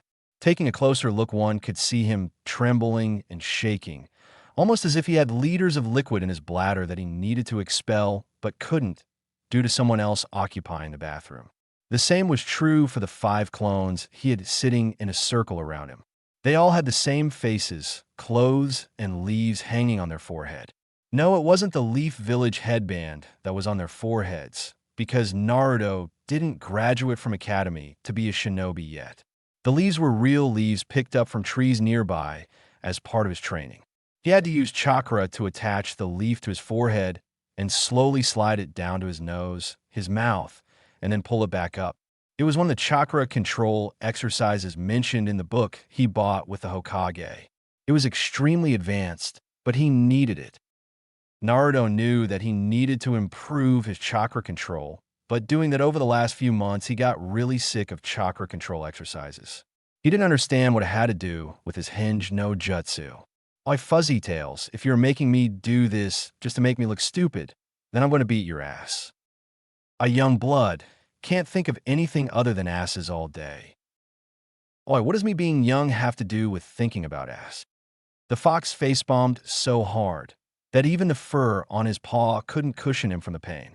He remembered that no one gave him a talk about human reproduction yet, and he would never in his 1,000-year-long life try to educate Naruto about human biology. So he decided to just switch the topic to jutsus for now. That doesn't matter much. Anyway, if you don't do these exercises, you will not be able to master the hinge. To make the perfect hinge, you need to pass chakra to every part of your body at a precise rate to change its appearance. So you will need extremely delicate chakra control. Well, not as much as regular bunchins, but still your control needs to be impressive considering how much chakra you have. Also, from tomorrow, you will need to work on your observations of the human figure and different appearances of people, because you will need to have a perfect visualization of the object you're trying to transform into. Tomorrow, you will stare at people in your class and roads to see their facial features and bodily structures.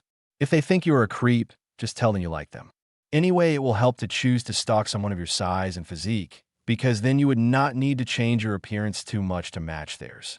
Or you could try using that piece of shit of a hinge you made earlier. Naruto kept nodding like a dedicated student throughout the whole lecture, and in the end his face went pale recalling the hinge he made. His first hinge was no less of a disaster than his life. He tried to transform into the Hokage, but he instead turned into a wrinkly blob of fat. He shook his head vigorously, hoping his memories would fly away with the sudden movement of his head. He looked up at his clones, and something felt odd. Why, Furball, why am I training with just 5 clones? I mean, other times I train with hundreds, so why not do that? That will be faster. Yo, Shitty, do I have to explain everything to you? He saw Naruto trying to think and come up with an answer to his own question, but in the end only managed to fail horribly and almost scuff out all of his blonde locks of hair. Don't go bald at this age, damn it. I'll tell you, since you can't even use most of your brain. Well, when you use Kage Bunshin, you split your chakra in smaller proportions, and the smaller the chakra is, the easier it is to control. So most of the time, I make you create many clones to split your chakra, so that they get a feel of how to control their chakra with small reserves. But for something like Hinge, you need a decent amount of constant chakra supply, so you need to start with a good chakra supply to last long enough in the training. And also, it would be harder to control a larger supply of chakra which might just be a good change in training method for what we did earlier. Oh, I see. You actually have a good brain considering how small it is compared to the rest of your body. But can I take off my training weights at least for now? I mean, I have to put extra work into spreading my weight throughout my body all the time in order to not break the floor with the weight. I can concentrate much better if I take off the weight, you know. Don't take off the weight at any time. Your body should get used to dividing weight throughout the whole body. Then even if you drop from a hill, or if someone puts a lot of weight on you, you can spread the impact of gravity throughout your body to reduce damage. It's also good to cushion you from any direct hits to the body. The boy nodded again, impressed by the knowledge and the perception of his sensei. But the fox's face didn't show pride in being admired. Oh, by the way, I remember you saying something about my body and head not being in proportion. You know you're still going to school and the playground tomorrow. Ino is going there too, right? Naruto understood exactly what the fox was implying. Naruto's manhood always acted as his weakness when he would need to defend his honor in front of Ino, since Kurama had control over some of his involuntary bodily functions, like erection. Hi Kyubi-sama, I will get right back to my training. Time kept flowing as he saw the movement of the leaf around his face getting more fluid and less exhausting. By the time he could make 2 leaves circle and dance around his face without any sort of trouble, the golden light of the rising sun let him know that it was another one of his sleepless nights that went by. Later in the academy. Naruto, who beat you up this time? Why are your eyes so black? The scream screeched through the room's silence. Ino was getting ready to think of the possible ways to torture whoever did that to Naruto. But she face-bombed when she heard Naruto speaking. Sorry for worrying you, Ino-chan. No one beat me up. I just didn't get any sleep last night or in the last 48 hours, so my eyes are black. He understood what confused Ino. After all, she wasn't the only one being confused by his black eye patch. Something similar happened in the morning, which gave him a lot of trouble. Flashback. Naruto finally succeeded in mastering his leaf-controlling exercise in one night, at the expense of sleep which he dearly wished for. His droopy eyes closed down to a fine line, only to open wider than before by the sound of the alarm clock. He just sat there for a while staring at the alarm clock, contemplating whether his dream of being the Hokage and getting to see Ino in Academy was worth losing his sleep. The fox told him through his mind link to endure the pain and move forward through the tides of difficulty to reach his dreams. A motivational speech as that, coming from the strongest-tailed beast, only managed to motivate Naruto to wash his face and try to rethink his decision. Naruto splashed some water on his face on the sink and looked up to gaze at his reflection in the mirror. The fox shared the visual link with Naruto, and he saw the same thing as Naruto, but their interpretations were quite different. Naruto wasn't the only one really tired, since the fox also had to give him pointers throughout the whole training period. The excess fatigue in the fox's mind made him almost hallucinate.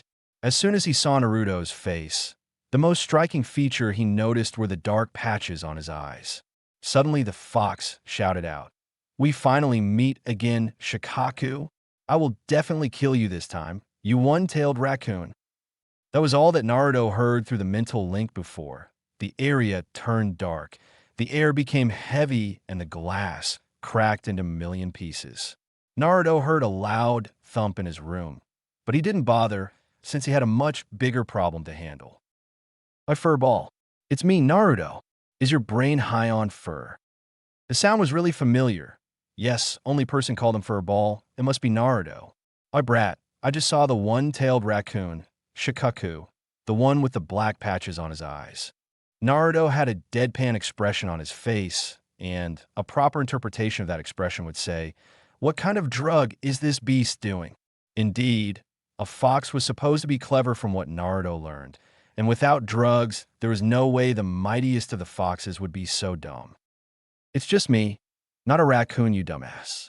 My eyes got those black patches because of the training you made me do." The fox's eyes bulged out, realizing the simple truth. He tried to apologize, which Naruto accepted. Naruto headed into his room to get some clothes to clean up the mirror's residue. As soon as he entered the room, he saw the body of an Umbu laying flat on her face on the floor. The bubbles foaming out of her mouth indicated that she was a victim of the Kyuubi's killing intent, which was meant for Shikaku. Naruto picked up the unconscious Lady Umbu from the floor and carried her bridal style in order to put her on the bed. However, he picked her up while one of his hands were placed on the chest that, according to him, was much bigger than Ino's. As soon as his hand pressed down on her chest to pick her up, she made a really weird noise, even though she was unconscious.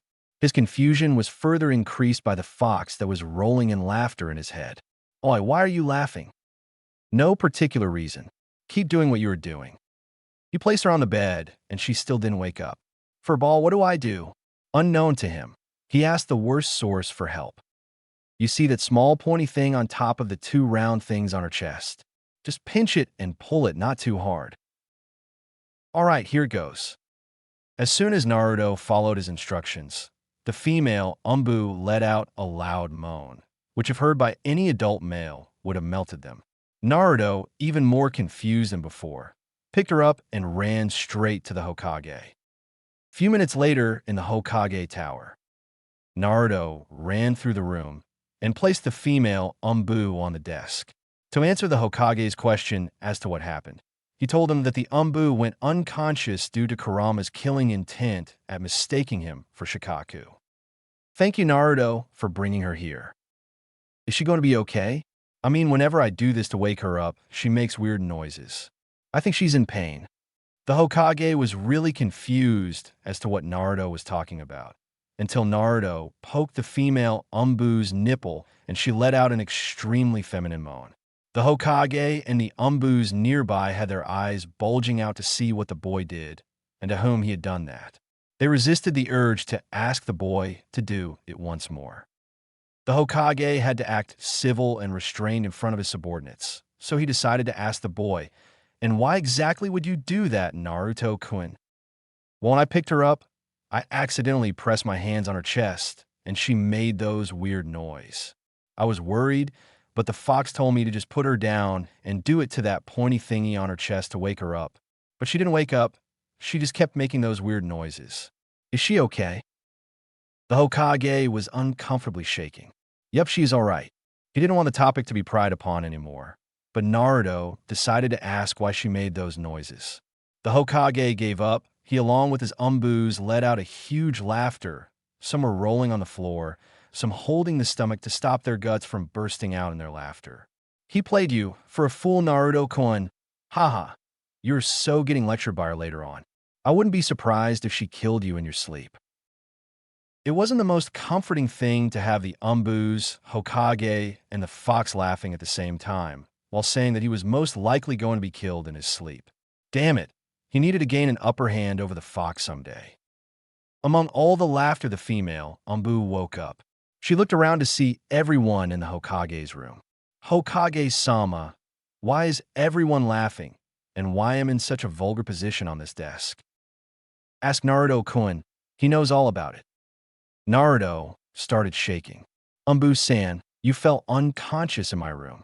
I swear I didn't do it on purpose, but whenever I put my hands on your chest, you made a really weird noise. Even Hokage didn't tell me what was wrong, so I didn't know. So please don't kill me." The female Umbu's rage that was visible in her eyes washed away as soon as she saw the puppy eyes of the boy. He didn't even know what he was doing. "It's all right, don't worry. But don't do it again, because next time you might not find your valuable asset when you go to take a bath, you know." The shine in her eyes promised pain if he didn't listen to her. She then turned to the Hokage. "Hokage-sama, no one in these room encouraged whatever the boy did they?" The strongest man in the village started stuttering all of a sudden. A woman's fury was indeed dangerous. "No, of course not. I trained them after all. They would never do that." "It is because you trained them that I fear they told him to do it." The Hokage's sweat dropped. No respect for him was present in the female population apparently. Deciding it was enough of his disrespect, he changed the topic. "So, Naruto, I think it's time for your academy. See you later then, Naruto-kun. Do your best. And try to sleep some more in the future, It seems almost as if you put on a makeup. By Hokage Gigi. The Hokage watched Naruto walk out of the room and head for his academy. It seems I might need Jiraiya to teach you the way of this world, Naruto. No one can teach you better about this than the writer of the best porn magazine in the world. Jiraiya-kun makes me so proud to be his teacher. The Hokage wiped a few drops of tears of pride before looking down. But that sly bastard gets to peek on women, write novels, and do research, while I just get to write my thoughts on these paperworks. The world is so unfair. Flashback end. Naruto right now just wanted to fall asleep. But it was not going to happen, since the fox was just going to bother him till he wakes up again. The reason being that Naruto needed to observe and train. In order to learn the Henge no Jutsu, he would need to observe the features of students and people and objects around him, so that he could visualize the form he wants to obtain through the Henge. The only person he thought was worth observing at the cost of his sleep was Ino. But he didn't want to create an abomination of an Henge of the most beautiful person in his eyes. So now he was forced to look around him. He now needed to see the lazy pineapple-haired boy, the boy with a dog and tattoos on his face, the boy with a hoodie covering his face, and, of course, the boy he hated the most, the one with duck-ass hair. Well, nothing could be done about it. He now needs to learn the jutsu that he worked so hard for. He couldn't give up halfway through. Going back on the train of events, he remembered that he decided to learn the jutsu in order to shop for clothes. He already hated the shopkeepers and shopping. Now he hated the jutsu because of the shopping. The movies were right about it. Only girls could shop for hours. It was not a pleasure for men like him. He went back to staring at the students, not before saying, "I hate shopping."